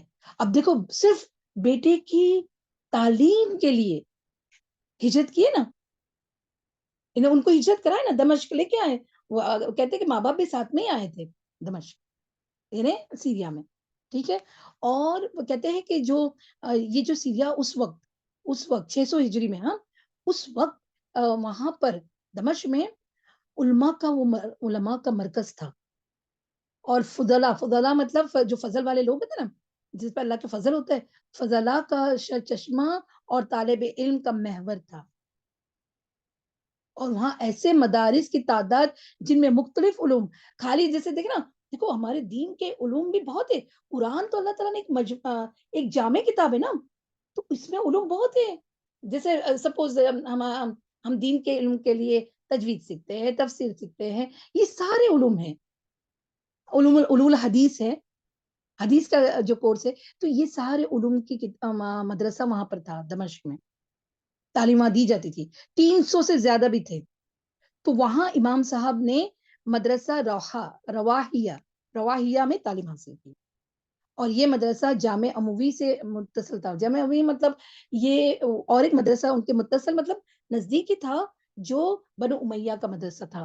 بنو امیہ پتہ ہے نا، ان کا مرکز جب یہ جو اور خلافت آئی ہاں تو انہوں نے اپنا مرکز دمشق کو بنایا تھا نا, تو وہاں ان کا مدرسہ بھی تھا.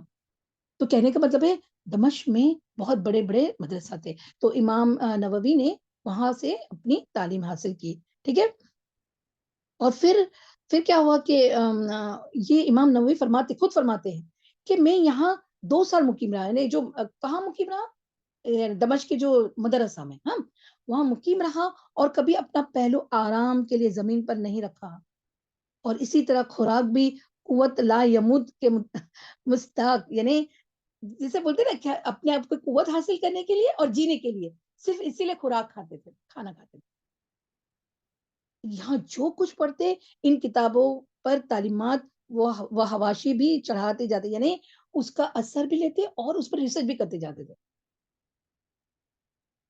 ان کی یہ محنت, قابلیت اور علمی استغراق اور انہماک نے ان کے استاذہ کو بھی حیرت و استعجاب میں ڈال دیا. They were very surprised. یعنی اتنا ان کے پاس اسکل تھا, ٹیلنٹ تھا, اللہ نے دیا تھا, اللہ کے فضل و کرم سے. یہ بات سمجھ میں آئی؟ ہاں, ابھی ان کا شوق کے علم بھی دیکھتے, تاکہ دیکھیں ابھی ہم جب پڑھیں گے نا تو انشاءاللہ ہمارے اس میں بھی وہ اللہ تعالیٰ ڈالنے والا کہ علم کا شوق آ جائے, ہمیں دین کا علم سیکھنے کا شوق پیدا ہو جائے, ہے نا سسٹرز. ابھی یہاں بیٹھے بیٹھے نیت کریں انشاءاللہ. ٹھیک ہے, ہاں چلے. امام صاحب کے اندر علم حاصل کرنے کا جو شوق و شغف تھا, اس کا اندازہ ان کے علمی انہماک سے لگایا جا سکتا ہے کہ وہ روزانہ 12 اسباق پڑھتے تھے. 12 سبق, اسباق مطلب سبق جمع نا, 12 سبق یاد کرتے تھے. ہم کو تو ایک دیا جاتا ہے, وہ پورا ہفتے بھی ہم یاد نہیں کرتے. یاد کرنے کی بہت جد و جہد کرتے. اللہ تعالیٰ سب کو توفیق عطا فرمائے, الحمدللہ. ٹھیک ہے, اور ان کے شرح و تعلیق کا کام بھی ساتھ ساتھ کرتے جاتے تھے. شرح مطلب ابھی میں آگے بتاؤں گی شرح کیا تھا, لیکن وہ اپنی جیسے بولتے نا ریسرچ کا کام, علم حاصل کرنے کا کام, جو ان کو فیضیاب دینا تھا لوگوں کو, وہ کام وہ سارا ساتھ ساتھ میں کرتے جاتے تھے. سیکھتے بھی تھے اور سکھاتے بھی تھے, یعنی دونوں عمل ان کا ساتھ ساتھ چلتا تھا. اور پھر رات کو بالکل تھوڑا سوتے, نیند کا غلبہ ہوتا تو کچھ دیر کے لیے کتابوں کا سہارا لے کر ہی اونگ لیتے, اور پھر بیدار ہو کر اپنے علمی کاموں میں مصروف ہو جاتے ہیں. امام ذہبی, بہت بڑے امام, ہاں رحمت اللہ علیہ, فرماتے ہیں کہ ان کے شب و روز کا یہ علمی انہاب ضرب المثل بن گیا تھا. ضرب المثل یعنی ایک مثال کے طور پر بتانے کے لیے بن گیا تھا کہ وہ کس طرح اپنا ٹائم مینجمنٹ دین کے علم سیکھنے کے لیے اپنے دین میں کرتے تھے. سبحان اللہ. انہوں نے اپنے تمام اوقات کو علم کے لیے وقف کر دیا تھا. کبھی مجلس درس میں بیٹھتے علم حاصل کر رہے ہیں, کبھی اسے یاد کر رہے ہیں, اور کبھی سبق کے مشکلات و مقامات و الفاظ میں وہ حل کر رہے ہیں.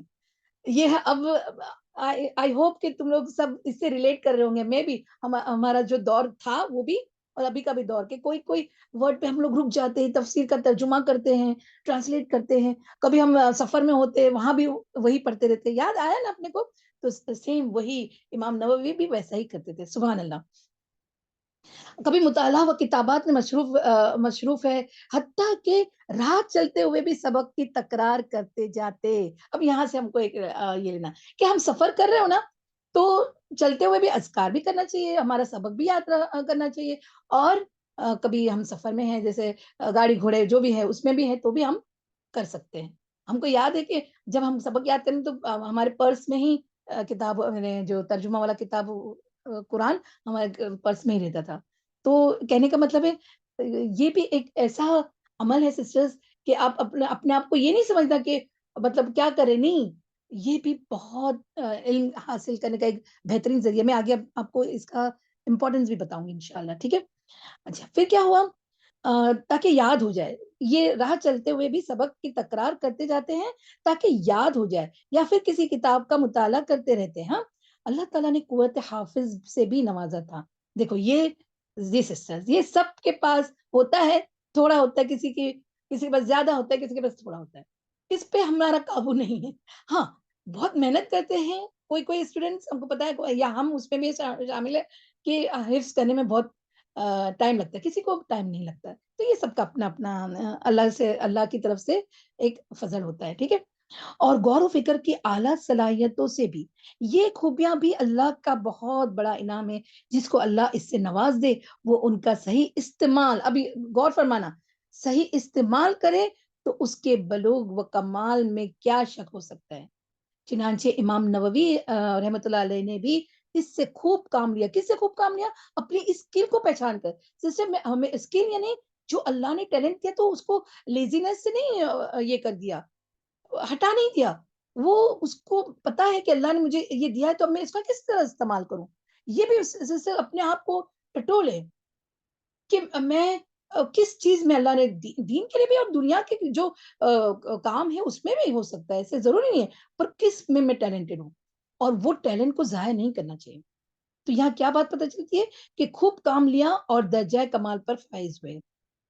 اچھا اب دیکھیں, انہیں اپنے استاد ابو ابراہیم بن اسحاق مغربی سے بہت محبت تھی.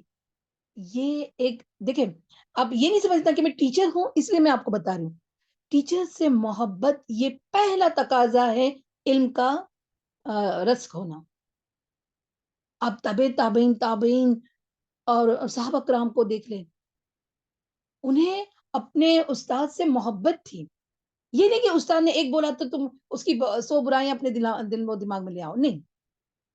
استاد سے محبت بہت ضروری ہے. یہ بولتے نا مینرز کا فرسٹ مینرز کا first step is you have to تم کو اپنے استاد سے محبت ہونی چاہیے. ٹھیک ہے, یہ تو اللہ, یہ بھی اللہ ڈالتا ہے. تو ان کے استاد بھی اس قدر خوش ہوتے کہ انہوں نے اپنے حلقہ مدرسہ میں انہیں مدرس بنا دیا. تو دیکھیں یہ استاد بھی خوش ہو کے کیا کیے, ان کو بھی ٹیچر بنا دیے. ٹھیک ہے. اچھا اب ان کے یہ جو یہ بات ہے نا کہ اب ہم ایک کال لے کے آئیں گے, مطلب بہت سارے کال, جیسے کوئی بڑے استاد یا شیخ کہتے ہیں ان کے بارے میں, کس کے, امام نووی کے بارے میں رحمۃ اللہ علیہ کے بارے میں کیا کہتے ہیں, ہم اس کو بھی دیکھ لیتے ہیں. دیکھیں ان کے شاگرد ابن عطار فرماتے ہیں کہ ہمارے استاد یعنی امام نووی, اب دیکھو ایک شاگرد فرمایا, پہلے ہم نے استاد کا بتایا, اب ہم بتا رہے ہیں ان کے ایک شاگرد کیا بتا رہے ہیں. وہ فرماتے ہیں کہ ہمارے استاد یعنی امام نووی رحمۃ اللہ علیہ نے مجھ سے ذکر کیا کہ میرا کوئی وقت ضائع نہیں ہوتا, نہ دن میں نہ رات میں اور نہ راستے میں. تو یعنی اب اس کا یہ ہے کہ وہ دن کے اول حصے میں علم کے حصول میں مصروف ہوتے اور درمیان والے حصے میں جو علم حاصل کیا نا اس کو آگے ڈسکس کرتے یعنی سکھاتے, اور جو تھرڈ حصہ تھا وہ تعلیم و تصنیف کرتے یعنی ریسرچ بھی کرتے اور لکھائی کا کام بھی کرتے, بک کا کمپائلیشن آف دا بک ویسا بھی کرتے تھے وہ. سبحان اللہ, یعنی ریسرچ کا کام کرتے تھے. سبحان اللہ, صحیح ہے نا. اور ایک دن میں, اور وہ کہتے ہیں کہ ایک دن میں وہ 12 مجالس میں شرکت کرتے تھے سکھانے کے لیے, درس دینے کے لیے. تو کہتے کہ ان کے یہ عجائبات میں ہے کہ آپ امیجن کریں کہ ہم تو ایک درس میں سننے سنانے کے اس میں ہی چکر میں ہم کیا ہوتے, تھک جاتے. خیر یہ تو یہ بھی اللہ کی طرف سے ہی ہے, ہاں, اور اللہ اس کی توفیق دیتا ہے اور قوت بھی دیتا ہے. ٹھیک ہے, لیکن ایٹ لیسٹ ہم ایک تو کریں, رائٹ. ہاں, تو اللہ تعالیٰ ہمارے حال پہ ہم پر رحم کرے اور ہمیں توفیق عطا فرمائے. ٹھیک ہے, ہدایت بھی دے. چلے آگے ہیں کہ ان کا اتنا علم حاصل کر کے ان کی کتنی سادگی تھی سسٹرز.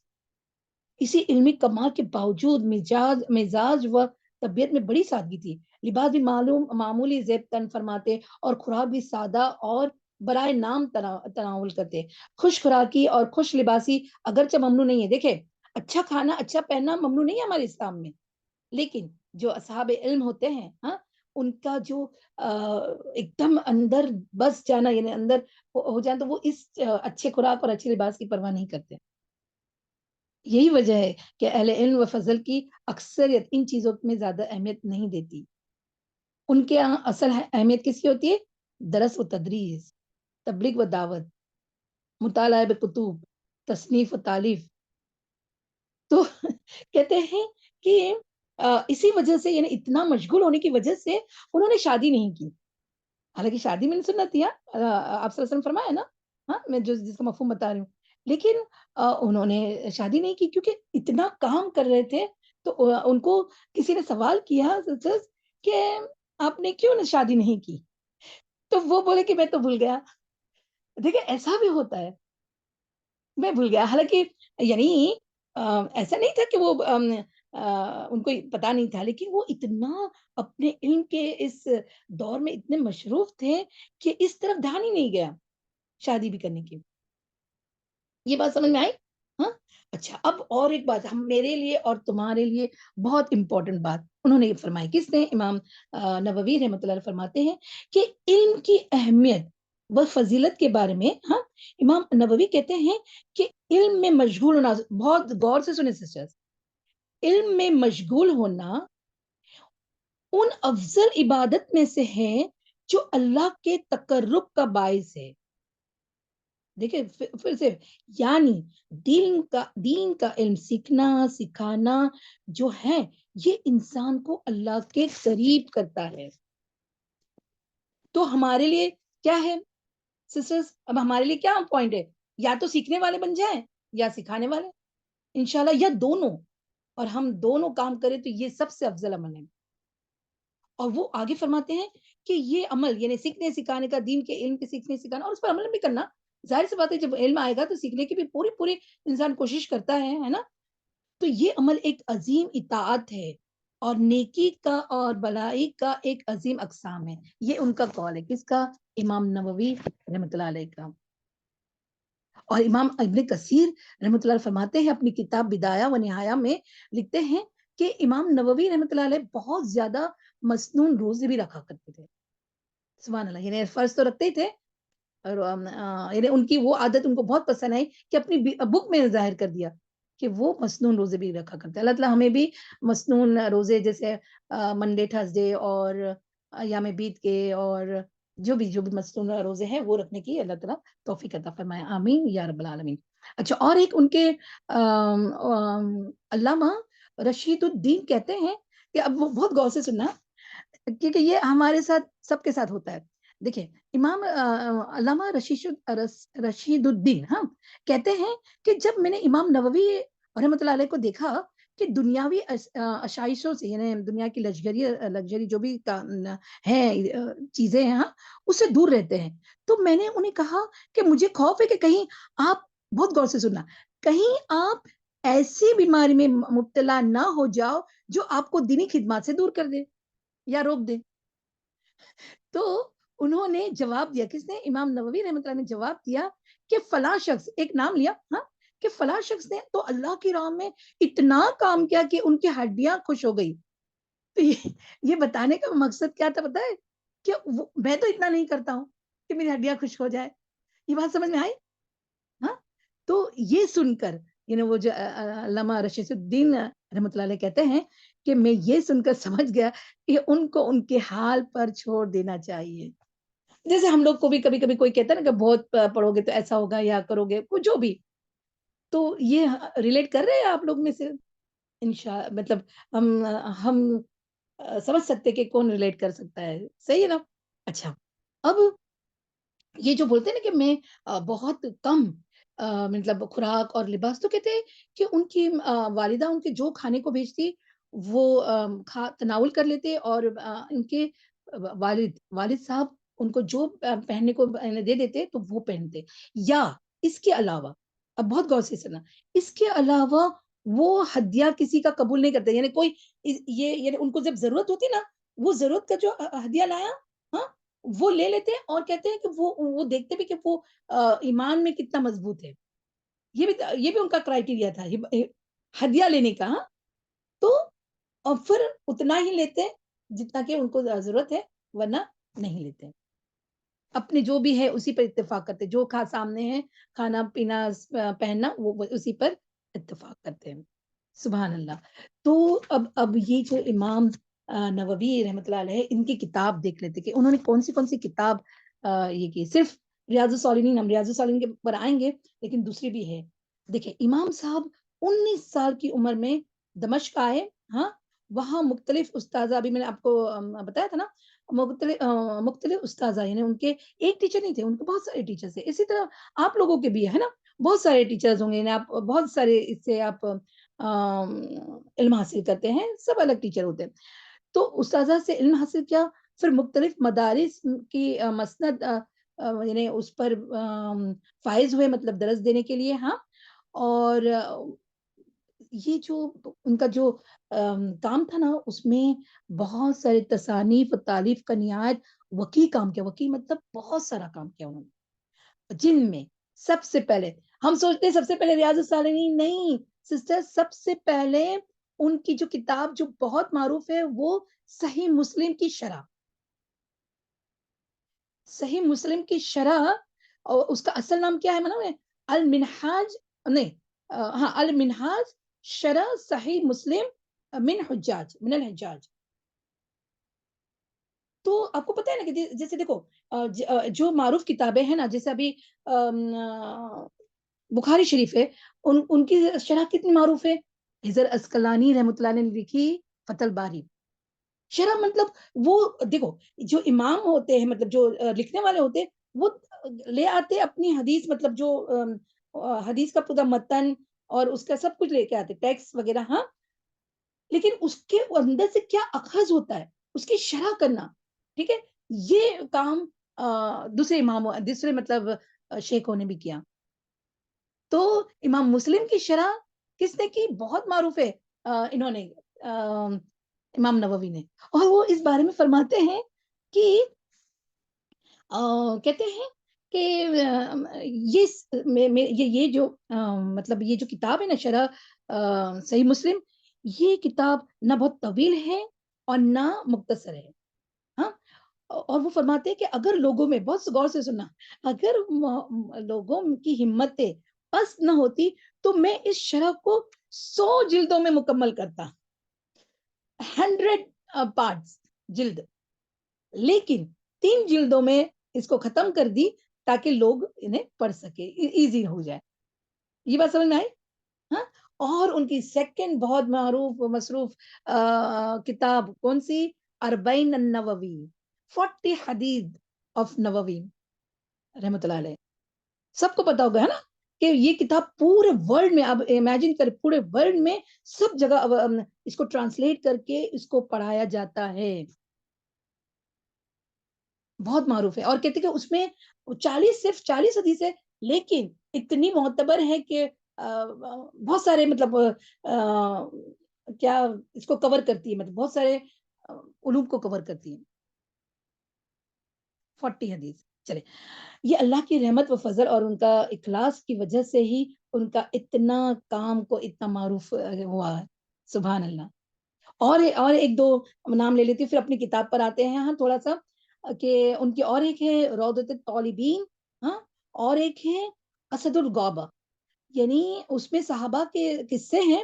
ہاں، اور اسد مطلب لائن، ہاں، اور غابہ مطلب فارسٹ یعنی بگیچہ یا جنگل. تو جنگل کے شیر انہوں نے یہ لقب دیا کس کو؟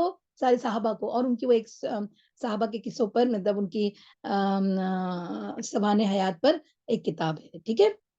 چلے، اب ہم ریاض الصالحین پہ آ جاتے ہیں. جی نورجان، ذرا ریاض الصالحین بھی لے آئے.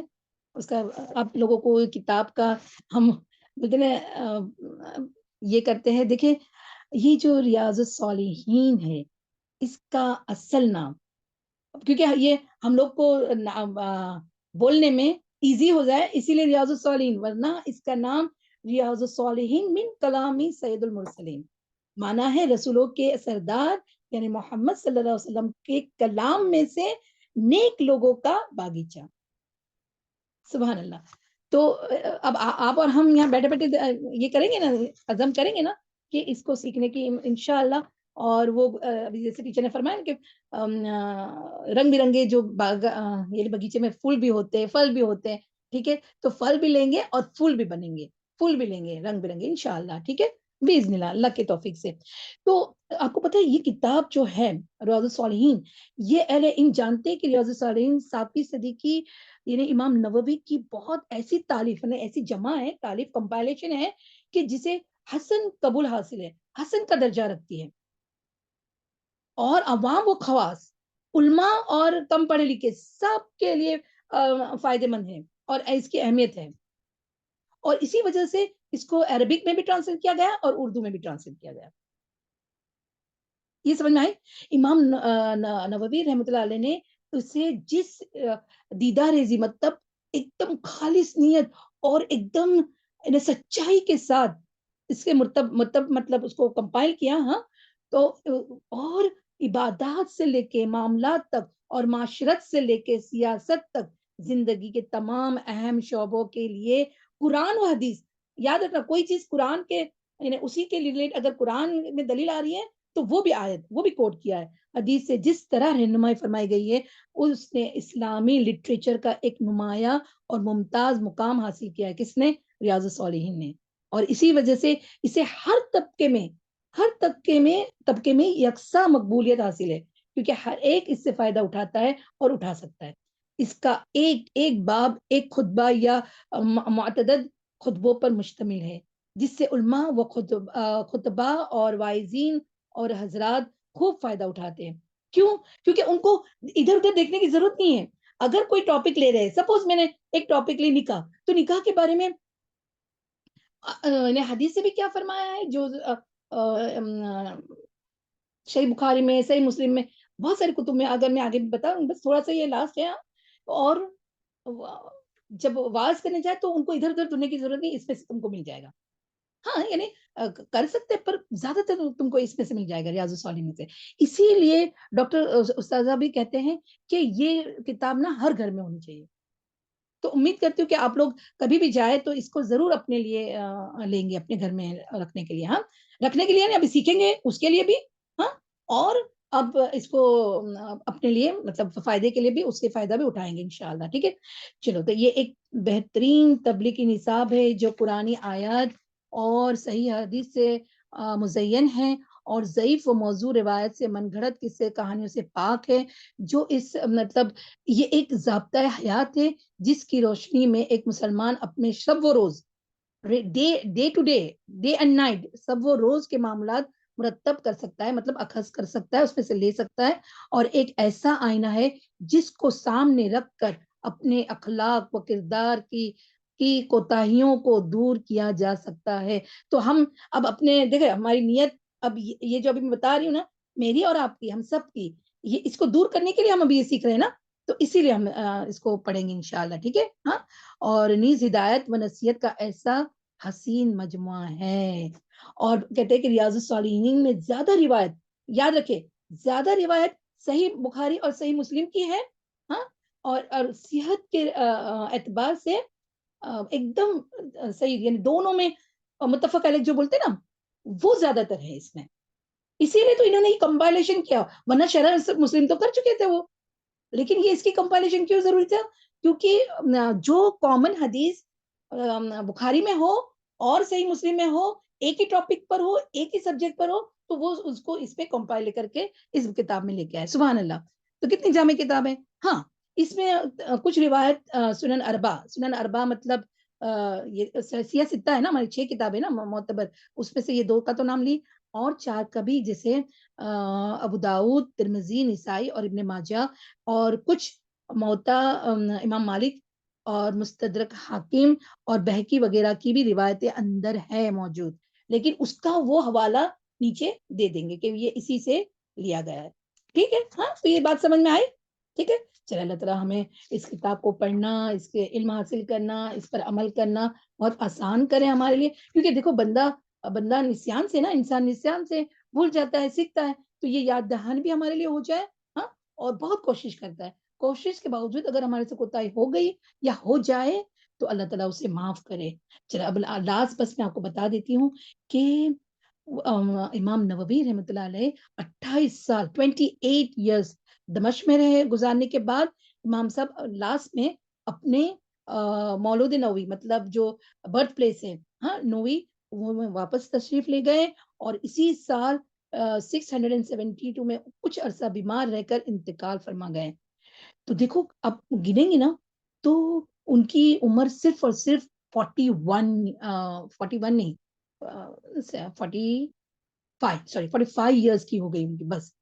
تو اتنے ہی وہ اللہ تعالیٰ نے ان کو اتنی ہی زندگی دی, صرف 45 ایئرز, لیکن کام کتنا کر گئے. نہیں, سبحان اللہ, علامہ اجلنا منہم. اور لیکن اپنی علمی خدمات کی وجہ سے علمی دنیا میں زندہ و جاوید ہو گئے. غفر اللہ لہو و رحمت ہو. اور کہتے ہیں لوگ بہت روئے ان کے انتقال پر. انا للہ و انا راجعون.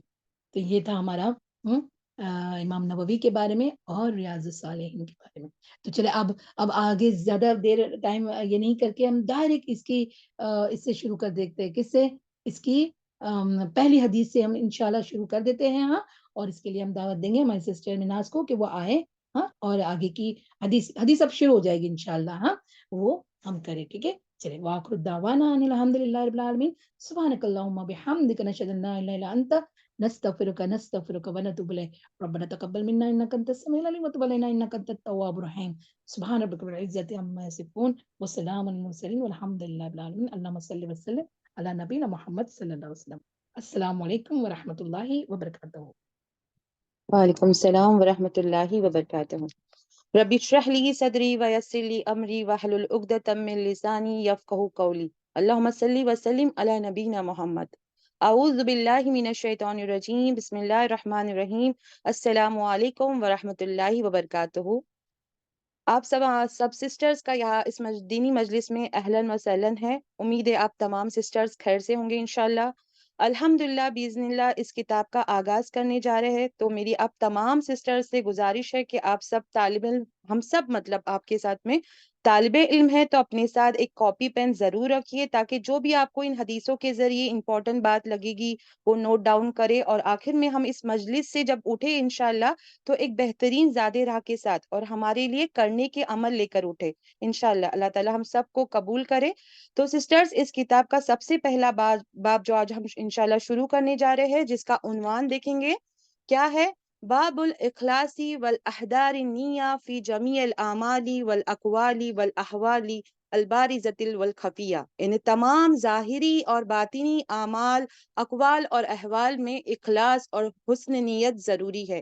یعنی ہمارے جو بھی اعمال رہیں گے, اقوال رہیں گے, جو بھی چھپے ہوئے تمام حالات رہیں گے, اس پہ ہر جگہ میں نیت کا خالص رکھنا نہایت ضروری ہے. یہ اس باب کا معنی ہے سسٹرز. تو دیکھیں سبحان اللہ, ابھی الحمدللہ آپ نے بہت بہترین طریقے سے ہمارے استادوں نے آپ کو بتایا اہمیت بھی, اور الحمدللہ اس کتاب کے بارے میں بھی مطلب الحمدللہ بتایا. تو اس کتاب کی خوبصورتی کے بارے میں اور ایک بات بتاتے چلوں, وہ یہ ہے کہ یہ حدیث شروع کرنے سے پہلے اس میں 2-3 آیات آپ کو مطلب دلیل کے طور پر ملتی ہے قرآن سے. مطلب جو اللہ مطلب یہ ہے کہ اس باب کے بارے میں اللہ تعالیٰ کیا فرماتے, مطلب ان حدیثوں کے لیے استدلال مطلب آیا ہے, دلیل اللہ تعالیٰ کی مطلب کیا قرآن میں آئی ہے. تو وہ مطلب ہم انشاءاللہ پہلے مطلب ہر باب میں آپ کو ملے گی, اور ہم ان کی سب سے پہلے تھوڑی وضاحت دیکھیں گے ان آیتوں کی, اور پھر مطلب انشاءاللہ اپنے حدیثوں پر آئیں گے. تو سب سے پہلے میں انشاءاللہ ان آیتوں کی تلاوت لگاؤں گی, اور پھر ان کے بعد میں ان آیتوں پر مختصر روشنی ڈالے گی, اور پھر ہم انشاءاللہ اپنی حدیث کی طرف آج کے بڑھیں گے. تو پہلے تلاوت سنتے ہیں ان آیتوں کی.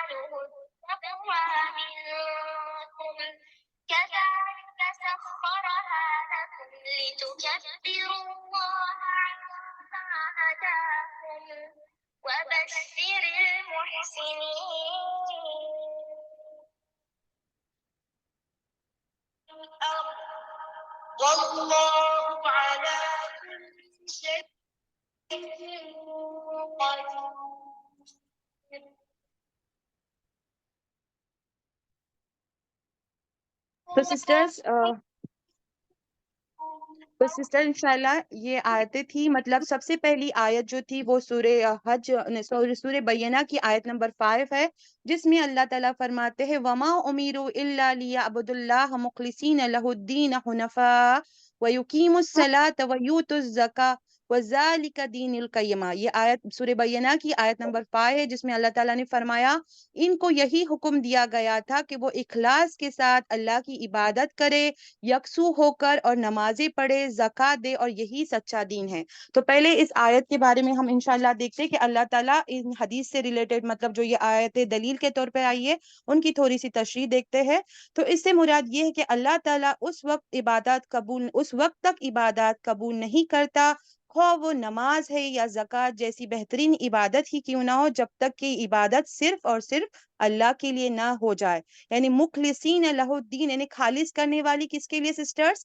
صرف اللہ کے لیے، یعنی دین کو حنفاء یعنی یکسو ہو کر بالکل اللہ کی طرف مڑ جانا۔ یعنی یہ نماز جو ہے دراصل کیا ہے، ہم لوگوں کے لیے ایک نشانی ہے نا، ایک سمبول ہے، ایک شخص کے مسلمان ہونے کی شناخت یعنی پہچان ہے۔ تو یہ نشانی بھی ظاہری حیثیت کچھ نہیں رکھتی جب تک کہ اس کا اندر یا ادا کرنے والے کے دل کے اندر یہ سوچ موجود نہ ہو کہ یہ میں کسی اور غرض کے لیے، کسی لالچ کے لیے، کسی دکھاوے کے لیے، کسی اور مقصد کے لیے نہیں پڑھ رہا سوائے اس کے کہ ادا کرنے سے میرا رب مجھ سے راضی ہو جائے گا۔ تو مقصد کیا ہے، مطلب صرف مطلب یہاں پہ یعنی یہاں سے مقصد کیا سمجھ میں آ رہا ہے کہ ان سب فرائض میں بھی خالص اللہ کی رضا، مطلب نیت سمجھ میں آ رہی ہے کہ خالص اللہ کی رضا۔ پھر اسی طرح دیکھیے مالی قربانی میں بھی زکوٰۃ نمبر 1 ہے نا، جیسے کہ اس آیت سورہ بیانہ میں آیا ہے، تو وہ بھی اس وقت تک ادا نہیں ہوتی جب تک کہ انسان کی نیت سب سے کٹ کر اللہ کی طرف نہ ہو جائے۔ تو ابھی جو ہم انشاءاللہ اب حدیثیں پڑھنے والے ہیں نا، تو اس کی دلیل میں یہ قرآن کی آیات آتی ہے جو ہمیں واضح طور پہ بتاتی ہے نیت کے بارے میں کہ نیت کی کتنی امپورٹنس ہے۔ پھر اسی طرح دوسری آیت مطلب لے کر آئے ہیں امام نووی اس بارے میں، یہ آیت نمبر سورہ حج کی آیت نمبر 37 ہے، جس میں فرماتے ہیں، جس میں اللہ تعالیٰ فرماتے ہیں کہ اللہ کو جانوروں کا گوشت اور خون یعنی قربانی نہیں پہنچتا، البتہ تمہارے دل کا تقویٰ اس تک پہنچتا ہے۔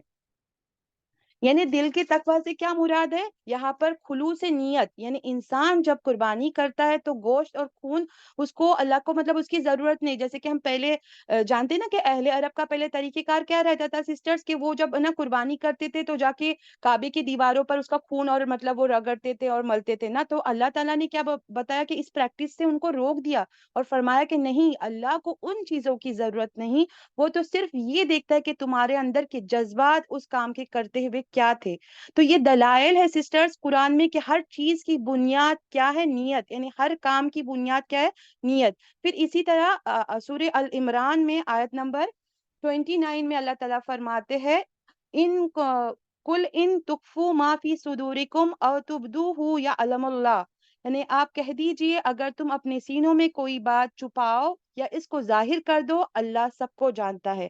تو دیکھیں سسٹرز اس بات سے بھی یہاں پہ مراد یہ کہ نیت ایسی چیز ہے جس کا تعلق دل اور اندر سے ہے، اور اسی وقت تک کسی کو مطلب اس کا پتہ نہیں چلتا جب تک کہ ہم عمل سے ظاہر نہ کریں۔ یعنی نیت ایسی چیز ہے سسٹرز کہ وہ ہمارے اندر چھپی ہوئی ہے، جب تک آپ اس کو مطلب کسی طریقے سے باہر ظاہر نہیں کرے گی اس کا علم کسی کو نہیں ہو سکتا۔ یعنی ایک انسان ایک ارادہ کرتا ہے، ایک سوچتا ہے، مطلب کسی چیز کے بارے میں سوچتا ہے، کسی کام کے کرنے کے بارے میں، لیکن جب تک وہ کر نہیں گزرتا کوئی اور اس سے نہیں واقف ہوتا، یعنی کسی اور کو نہیں پتا چلتا، مگر انسان کے ارادے کے ساتھ ہی جان لیتا ہے کہ ایک شخص میں۔ لیکن اللہ تعالیٰ کا جو طریقہ کار ہے کہ وہ ہے کہ انسان کا جب ارادہ ہم کرتے ہیں نا، جو بھی ہمارے اندر نیت کرتے ہیں وہ اللہ تعالیٰ فوراً جانتے ہیں، اور یہی وجہ ہے آگے آپ انشاءاللہ پڑھیں گے سسٹرز کے حدیث میں کہ انسان اگر کوئی کام نہیں بھی کر پاتا صرف اس کی اچھی نیت کی وجہ سے اس کو اللہ تعالیٰ اجر دیتے ہیں انشاءاللہ تعالیٰ۔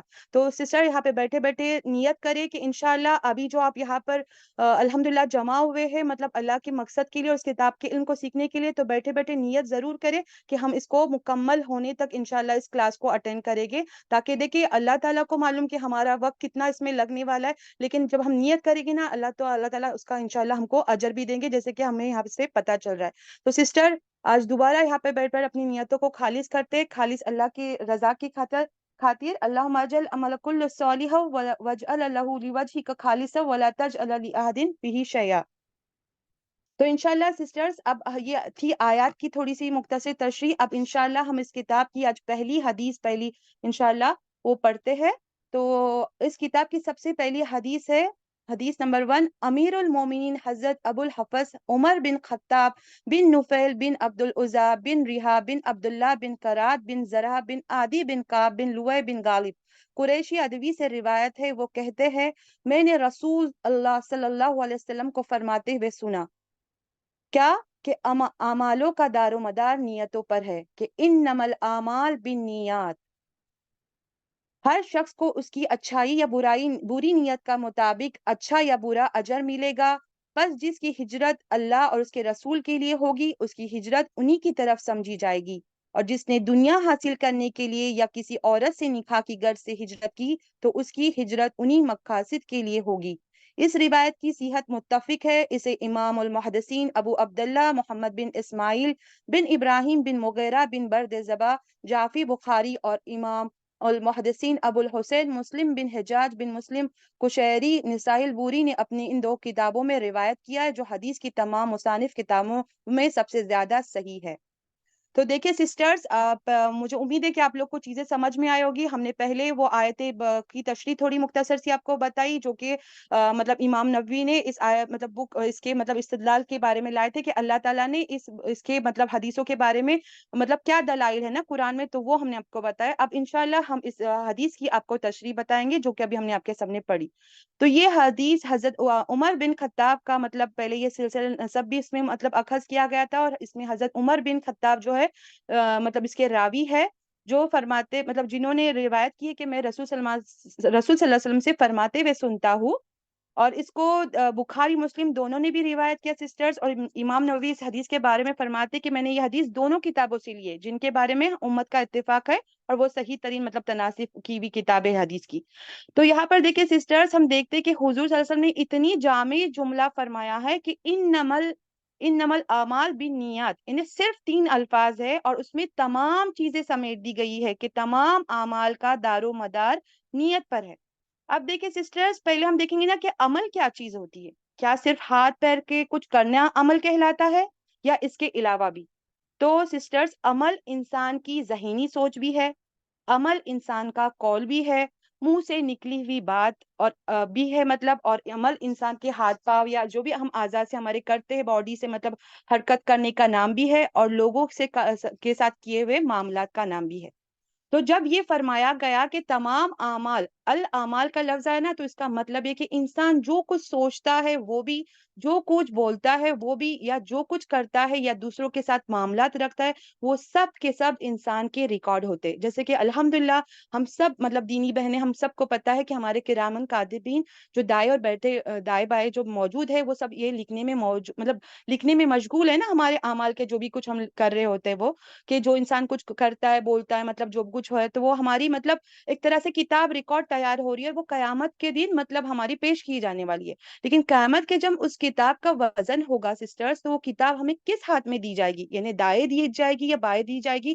تو اس میں صرف یہ نہیں دیکھا جائے گا کہ ایک شخص نے کتنی نفل نماز پڑھی, یعنی کتنے حج اور عمرے کیے, کتنے صدقات خیرات کیے, بلکہ کیا دیکھا جائے گا سسٹرز, ویری امپورٹنٹ, کہ ان سب کاموں کے نیچے بیس یعنی بنیاد کیا تھی, اس کے نیچے نیت کیا تھی, اس کی سوچ کیا تھی, یعنی اس نے یہ سب کچھ کیوں کیا. کیا دنیا کمانے کے لیے کیا, اللہ کی رضا پانے کے لیے کیا, یا صرف شہرت حاصل کرنے کے لیے کیا, یا نیک نامی پانے کے لیے, کس غرض سے کام کیا. یعنی جو بھی ہم کوئی کام کرتے ہیں مطلب کسی مجلس میں جا رہے کیا ہے مطلب دین کی مجلس سے جڑے, مطلب اس کے پیچھے جو ہماری نیت ہے وہ معنی کرے گی. تو دیکھیں سسٹرز ہر شخص کی مطلب جو یہ ہوتی ہے غرض یعنی ریزنز ہوتے ہیں وہ مختلف ہو سکتی ہے, لہٰذا انسان کو وہی ملے گا جو اس نے نیت کی ہوگی. یعنی ہماری یہاں پر بیٹھنے کی نیت جو ہوگی, یہاں پہ جو علم حاصل کرنے کی نیت ہوگی یا کسی اور غرض سے ہوگی تو اس طرح سے مطلب اس کو گنا جائے گا. یعنی اگر کسی کے ساتھ اچھا ظن رکھا ہوگا, اچھا گمان رکھا ہوگا, اگر برا ظن رکھا ہوگا تو اس کے پیچھے جو نیت ہوگی وہ کاؤنٹ کی جائے گی. اس کو بہت اچھے سے سسٹر یاد رکھیے, اور جس لیول کی نیت ہوگی اتنا ہی وزن اس کی سوچ کو دیا جائے گا, وہ چاہے اچھی ہو یا بری.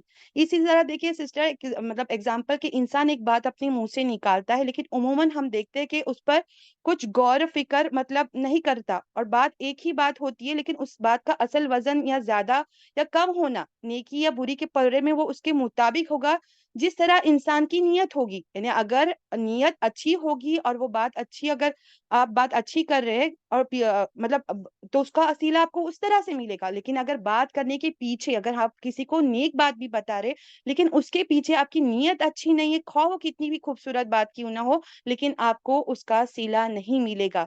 یا وہ عمل جو اس کو ہے نا، اس شخص کو وہ عمل جو کرے گا تو وہ اس کو فائدہ نہیں دے گا، نا بس دکھاوے کے لیے، لیکن نیت اس کے پیچھے اچھی نہ ہو. تو سسٹرز ہمیں یہاں پر بہت محتاط ہونے کی ضرورت ہے نیت کیونکہ ہر بار ہمیں اپنی اصلاح کی اور نیت کو جانچ پڑتال کرنے کی ضرورت ہے کہ ہمیں اپنے اوپر ایک طرح سے چیک لسٹ رکھنی پڑے گی کہ ہم اپنی نیت کو ہر وقت سدھارتے رہیں انشاءاللہ. تو اللہ تعالی ہم سب کو اس طرح سے توفیق دے کہ ہم اپنی نیتوں کو خالص رکھتے ہوئے کام کریں انشاءاللہ. اسی طرح دیکھیں ہمارے سسٹرز لوگوں کے ساتھ ہماری زندگی لوگوں کے معاملات سے بھری ہوئی ہے. تو ان تمام معاملات میں بھی ہم دیکھتے ہیں کہ ہمیں اسی عمل پر اجر ملے گا جس عمل پر ہماری نیت اچھی ہوگی. اب نیت اچھی ہونے سے کیا مراد ہے؟ تو انشاءاللہ یہاں پر آپ صلی اللہ علیہ وسلم کی جو یہ حدیث ہم نے پڑھے اس میں ہجرت کا ذکر کیا گیا تھا، تو اس کے ذریعے ہم انشاءاللہ آپ کو بتاتے چلے گے. تو جس میں فرمایا کہ انما لکل امرئ ما نوی فمن کانت ہجرتہ الی اللہ ورسولہ. تو جس کی ہجرت اللہ اور اس کے رسول کی طرف ہوگی، یعنی ان کی خاطر ہوگی یا ان کے حکم کے مطابق ہوں گی، تو ان کو اس ہجرت کا ثواب ملے گا. تو دیکھیں یہاں پر نماز کا ذکر نہیں سسٹر سے، نہ روزے کا، نہ زکوٰۃ کا ذکر ہے، ہجرت کا ذکر آیا ہے حدیث میں. کیوں؟ تو اس کی وجہ یہ ہے کہ دیکھیں کبھی نماز پڑھنا بھی بعض اوقات انسان کے لیے آسان ہوتا ہے، اپنے مال میں سے کوئی حصہ دینا بھی آسان ہوتا ہے، کبھی بھوکا روزہ رکھنا بھی انسان کے لیے آسان کام ہو جاتا ہے. لیکن اللہ کی خاطر اپنا سارا گھر بار، کنبہ، قبیلہ، دوست، احباب، اپنا ماحول چھوڑ دینا ایک انتہائی مشکل کام ہے. اور یہ عمل نا ایک اعلیٰ ترین درجے کی نیکی پر فائز ہوتا ہے. تو اس نیکی کو بطور مثال آپ صلی اللہ علیہ وسلم نے فرمایا کہ اگر کوئی شخص ہجرت کرتا ہے، مثال کے طور پر اس دور میں جیسے مکہ سے مدینہ کی طرف ہجرت کی، یعنی مکہ کا گھر اگر کسی نے اللہ اور رسول کے لیے چھوڑا تو اس کا یہ عمل اس کو فائدہ دے گا. لیکن بات غور سے سنیں کہ اگر کسی نے یہ عمل ہجرت جیسے عمل کس لیے کیا کہ وہ دنیا کا مال کمانے کے لیے، تجارت کو بڑھانے کے لیے یا اچھی نوکری کرنے کے لیے یا کسی سے شادی کے لیے دوسرے ملک چلا گیا، تو اس کی ہجرت کا صلہ اس کو وہی ملے گا، یعنی جس کے لیے اس نے ہجرت کی. یعنی اگر میں آپ کو بتانا چاہوں گی کہ اگر کوئی کسی جاب کی وجہ سے اگر ہجرت کر رہا ہے یا کوئی نکاح کرنے کے لیے ہجرت کر رہا ہے، نا جس طرح سے بھی اگر وہ غرض سے کرے گا تو اس کا اجر اس کو وہ ملے گا جو اس کی نیت تھی، اس کو دیا جائے گا. لیکن اگر اس نے صرف ان کاموں کو کے لیے کیا اور ظاہر یہ کیا، غور کرے اس بات پہ کہ اس نے ان کاموں کے لیے کیا، اپنے دنیاوی قرض کے لیے کیا اور ظاہر یہ کر رہا ہے کہ میں نے اللہ اور اس کے رسول کے لیے گھر بار چھوڑا، لیکن دل میں یہ نیت ہے کہ میں مکہ میں جا کے کاروبار کو ایکسپانڈ کروں گا، یا مدینہ میں میری جا کے سوری مکہ سے میں مدینہ جا رہا ہوں تو میں جا کر وہاں پہ اپنے بزنس ایکسپانڈ کروں گا، یا پھر جا کر اور لوگوں کو یہ باتیں بتا رہا ہے کہ میں نے اللہ کے لیے ہجرت کی، تو اس کا یہ کام اور اس کا یہ جو بول ہے نا اس کے حق میں جھوٹ لکھا جائے گا. اسی طرح اگر ایک شخص کی نیت ارادہ ہے کہ میں فلاں قبیلے کی فلاں عورت سے جا کے شادی کروں گا، بڑے گھر کی یا جو بھی کچھ ہے، اس کے لیے میں ہجرت کروں گا اور جس سے دنیا اور اس کی آخرت بھی سنور جائے اور اس کا صلہ اس سیرت میں اس کو مل جائے گا جس کے لیے اس نے ارادہ کیا. لیکن اللہ اور اس کے رسول سے وہ جزا اور رضا اس کو نہیں ملے گی جو اس کو وہ ہجرت کے صورت میں اس کو ملنی چاہیے، جس میں کوئی اور دنیا کی غرض شامل نہ ہو. تو دیکھیں سسٹرز یہاں پر ہم یہ نہیں بتا رہے آپ کو کہ یہ نہیں سمجھے سب کوئی کہ نکاح کے لیے یا کسی دوسری جگہ پہ جانا یا کاروبار کے لیے، رزق کمانے کے لیے یا تجارت کے لیے جانا کوئی بری بات ہے. اس میں بذات خود کوئی برائی نہیں ہے سسٹرز، لیکن یہ ایک بات اس میں یہ ہے کہ آپ دنیا کمانے کے لیے جا رہے اور دوسری غرض اس میں کیا ہے کہ اللہ کے دین کی خاطر نکل رہے. تو یہ دو جو ریزنز ہیں نا اس میں فرق ہے، اور ان دونوں کی جزا میں بھی پھر کیا ہوگا، ایک طرح سے فرق ہوگا. جیسے اگر ایک شخص تجارت کے لیے نکلتا ہے تو ہمارے دین میں تجارت بھی کرنا ایک عبادت ہے، لیکن اس سے کمتر درجے کی عبادت ہے جس طرح کی عبادت اللہ اور اس کے رسول کی خاطر ان لوگوں کی عبادت تھی جنہوں نے گھر بار چھوڑا. جیسے ان کے بارے میں ہم جانتے ہیں نا کہ جن کو مہاجرین کا لقب ملا تھا اور جنہوں نے گھر بار اپنا سب کچھ چھوڑ کے اللہ کے اس پہ لگایا گیا تھا، تو ان کا جو اجر ہے قیامت کے دن ان لوگوں کی نسبت زیادہ ہوگا جنہوں نے دنیا حاصل کرنے کے لیے لیے اپنا گھر بار چھوڑا ہوگا. تو یہ فرق ہوگا اجر میں. تو امید ہے آپ کو یہ حدیث مطلب سمجھ میں آ گئی ہوگی. تو اس حدیث سے یہی پتہ چلتا ہے سسٹر کہ جس طرح کی آپ کی نیت ہوگی اسی طرح کا آپ کو اجر ملے گا. اس لیے بار بار اپنے آپ پر خود چیک رکھیے کہ ہماری نیتوں میں کچھ کمی زیادتی تو نہیں ہو رہی ہے. انشاءاللہ اور ایک حدیث کے ذریعے میں آپ کو مطلب نیت کے بارے میں بتاتے چلوں جو کہ اس کتاب میں موجود ہے. زیادہ ٹائم نہیں لے گی انشاءاللہ آپ لوگوں کا. اب اس میں اسی باب کی دوسری حدیث ہم انشاءاللہ پڑھنے جا رہے ہیں. حدیث نمبر 2 ام المومنین عبداللہ حضرت عائشہ رضی اللہ تعالیٰ عنہا سے روایت ہے کہ رسول صلی اللہ علیہ وسلم نے فرمایا کہ ایک لشکر خانے کعبہ پر چڑھائی کرنے کی نیت سے نکلے گا. جب وہ بدائی یعنی کسی چٹیل میدان میں پہنچے گا تو اس کے اول اور آخر سب کے سب لوگ زمین میں دھسا دیے جائیں گے.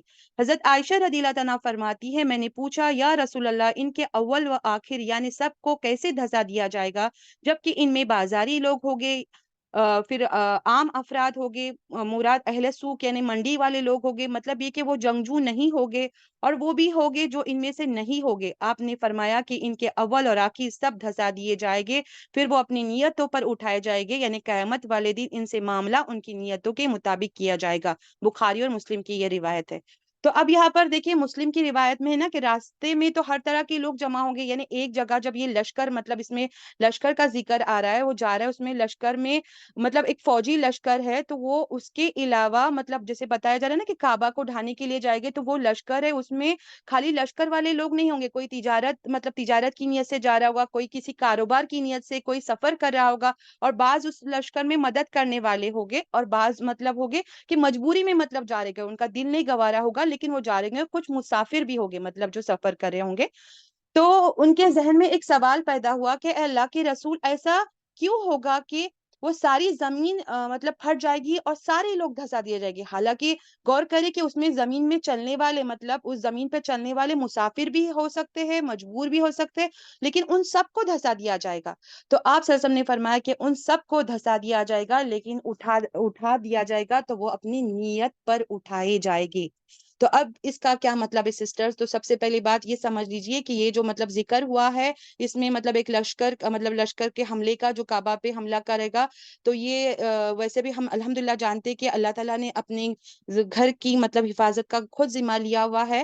اور جیسے کہ آپ سب کو جانتے کہ یہ آپ صلی اللہ علیہ وسلم کی ولادت سے پہلے بھی ایک واقعہ گزر چکا ہے ابرہہ کا جب مطلب انہوں نے حملہ کیا تھا اس پہ مطلب کعبے پر. تو ابابیل کے ذریعے اللہ تعالیٰ نے مطلب پرندوں کے ذریعے اپنے گھر کی حفاظت فرمائی تھی. وہ تاریخ کا ایک مطلب کا ایک حصہ ہے مطلب یہ.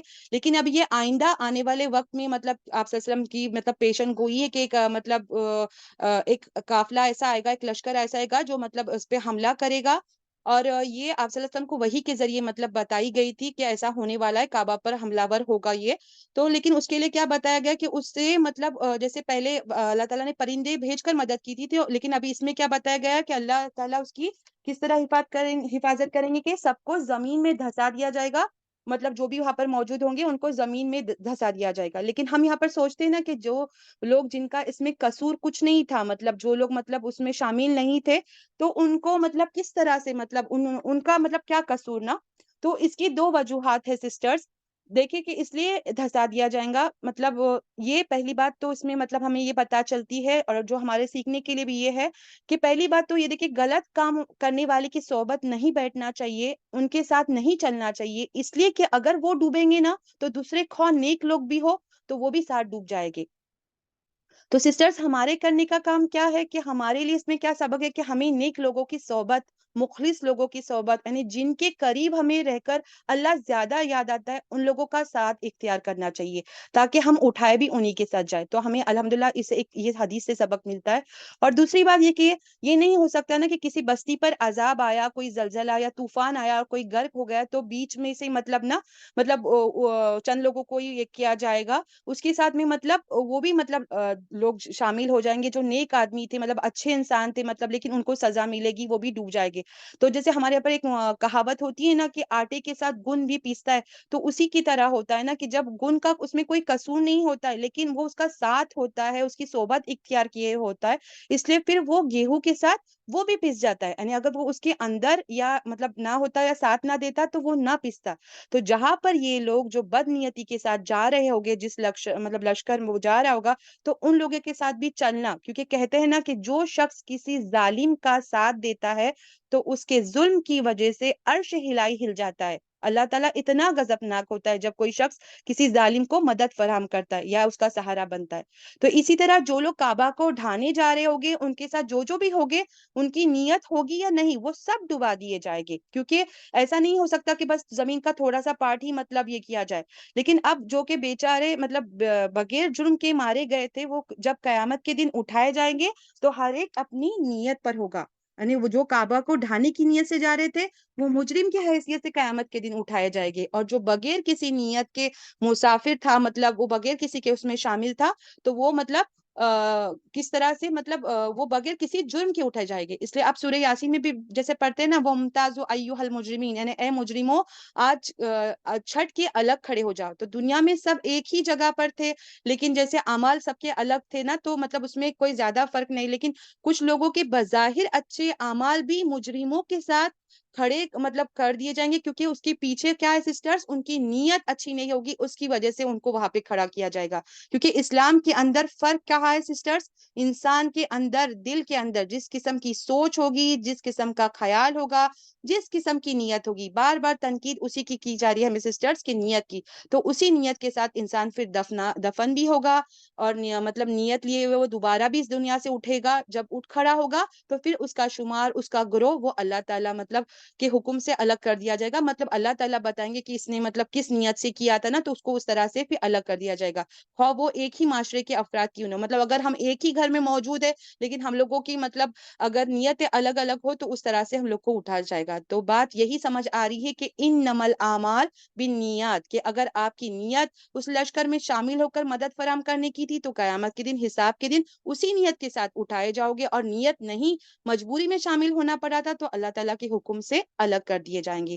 تو سب اعمال، سب کام کا دار و مدار نیت پر منحصر ہے، یعنی ڈیپینڈ ہے۔ تو امید ہے آپ لوگوں کو سسٹرز یہ حدیث سمجھ میں آ گئی ہوگی۔ آج ہم نے آپ کا تھوڑا زیادہ ٹائم لے لیا، تو ہم سب کے لیے سسٹر اچھا خاصا ریمائنڈر ہے نیتوں کو درست رکھنے کے لیے۔ اللہ ہم سب کو اپنی نیتوں کی اصلاح اور خالص اللہ کی رضا کے لیے نیت درست رکھنے والے کام کرنے نصیب فرمائے، آمین۔ اب میں انشاءاللہ اس پر اختتام کرتی ہوں اور آگے اپنی بہن نسیمہ آپا کو دعوت دیتی ہوں انشاءاللہ۔ جزاک اللہ خیرن کثیرن۔ السلام علیکم ورحمۃ اللہ وبرکاتہ۔ وعلیکم السلام ورحمۃ اللہ وبرکاتہ۔ چلیے سسٹر، ابھی تھوڑا ٹائم بھی زیادہ ہو گیا ہے، انشاءاللہ نیکسٹ سنڈے ہم لوگ ملاقات کریں گے۔ ابھی تھوڑی سی دعا کر کے انشاءاللہ ختم کرتے ہیں۔ اعوذ باللہ من الشیطان الرجیم، بسم اللہ الحمد للہ رب العالمین، ربنا آتنا فی الدنیا حسنۃ وفی الآخرۃ حسنۃ وقنا عذاب النار۔ اے رب العالمین، جس کام کی ابتدا آج ہم نے کی ہے اسے خلوص نیت کے ساتھ ہمیں کرنے کی توفیق عطا فرما، اور ہمارے اندر واقعی وہ صفت پیدا کر دے جو تو ہمارے دلوں کے اندر دیکھنا چاہتا ہے، اور ہمیں ان باتوں پہ عمل کرنے کی توفیق بھی دے۔ یا اللہ، اس کلام کو ہمارے دلوں کی رونق کو زینت بنا دے، اور ہمارے درد کو، دکھوں کو، ہماری پریشانی کو اس کا مداوع کا ذریعہ بنا دے۔ اے رب العالمین، اس کے ذریعے ہمارے درجات کو بلند فرما۔ یا اللہ، جو لوگ آئے ہیں، حضور صلی اللہ علیہ وسلم نے دعا کی ہے نا کہ اس شخص کا چہرہ بارونق کر دے جس نے میرا کلام سنا اور اسے یاد کر لیا۔ اللہ تعالیٰ تو ہمیں واقعی حضور صلی اللہ علیہ وسلم کی دعا کا سبب بنا دے۔ یا اللہ، ہمیں اس دعا کو ہمارے لیے ثابت کر دے، واقعی ہمارے چہروں کو، ہمارے دلوں کو، ہمارے اعمال کو پر نور کر دے۔ یا اللہ، حضور صلی اللہ علیہ وسلم کی حقیقی محبت عطا فرما۔ اس کے لیے آج ہم لوگ یہ جو سن رہے ہیں، حدیث پڑھنے کی کوشش کر رہے ہیں، پڑھانے کی کوشش کر رہے ہیں، ان کے نقش قدم پہ چلنے کی توفیق عطا فرما۔ یا اللہ، ہمارے اندر اخلاص پیدا کر دے، سب سے پہلے ہمیں نیتوں کو صاف کر دے کہ یا اللہ، ہم تیری رضا کے لیے جو کچھ کام کرے اس کو تو پورا کر دے۔ اور جنہوں نے بھی، ہم سب نے بھی جو یہ کام شروع کیا ہے، جس ذریعے سے بھی اللہ تعالیٰ نے شروع کیا ہے، بہترین اجر سے عطا فرما۔ یا اللہ تعالیٰ اس کو آخر تک ہمارے لیے مدد فرما، اور جو لوگ اس تکلیف سے، اس کام سے جو جڑے ہیں نا، زوم کلاس سے بھی جڑے ہیں، اللہ تعالیٰ ان کے لیے نیکی لکھ دے، ان کے لیے بھی آسانی فرما۔ یا اللہ تعالیٰ رب العالمین، تو ہمارا خاتمہ ایمان پہ کر، ہماری دنیا کی تمام مشکلات کو آسان فرما، ہماری اولاد کو ہماری آنکھوں کی ٹھنڈک بنا. یا اللہ تو ہم سب سے راضی ہو جا. یا اللہ تو اپنا دیدار کا شوق پیدا کر اور ہماری قسمت میں اس کو لکھ دے جو تو چاہتا ہے. آمین رب العالمین. ربنا تقبل منا انک انت السمیع العلیم. ربنا وتب علینا انک انت التواب الرحیم. آمین رب العالمین. دعا پڑھ لیتے. سبحانک اللہم و بحمدک اشہد ان لا الہ الا انت نستغفرک و اتوب الیک. آمین رب العالمین. جزاکم اللہ خیر. مرزا یہ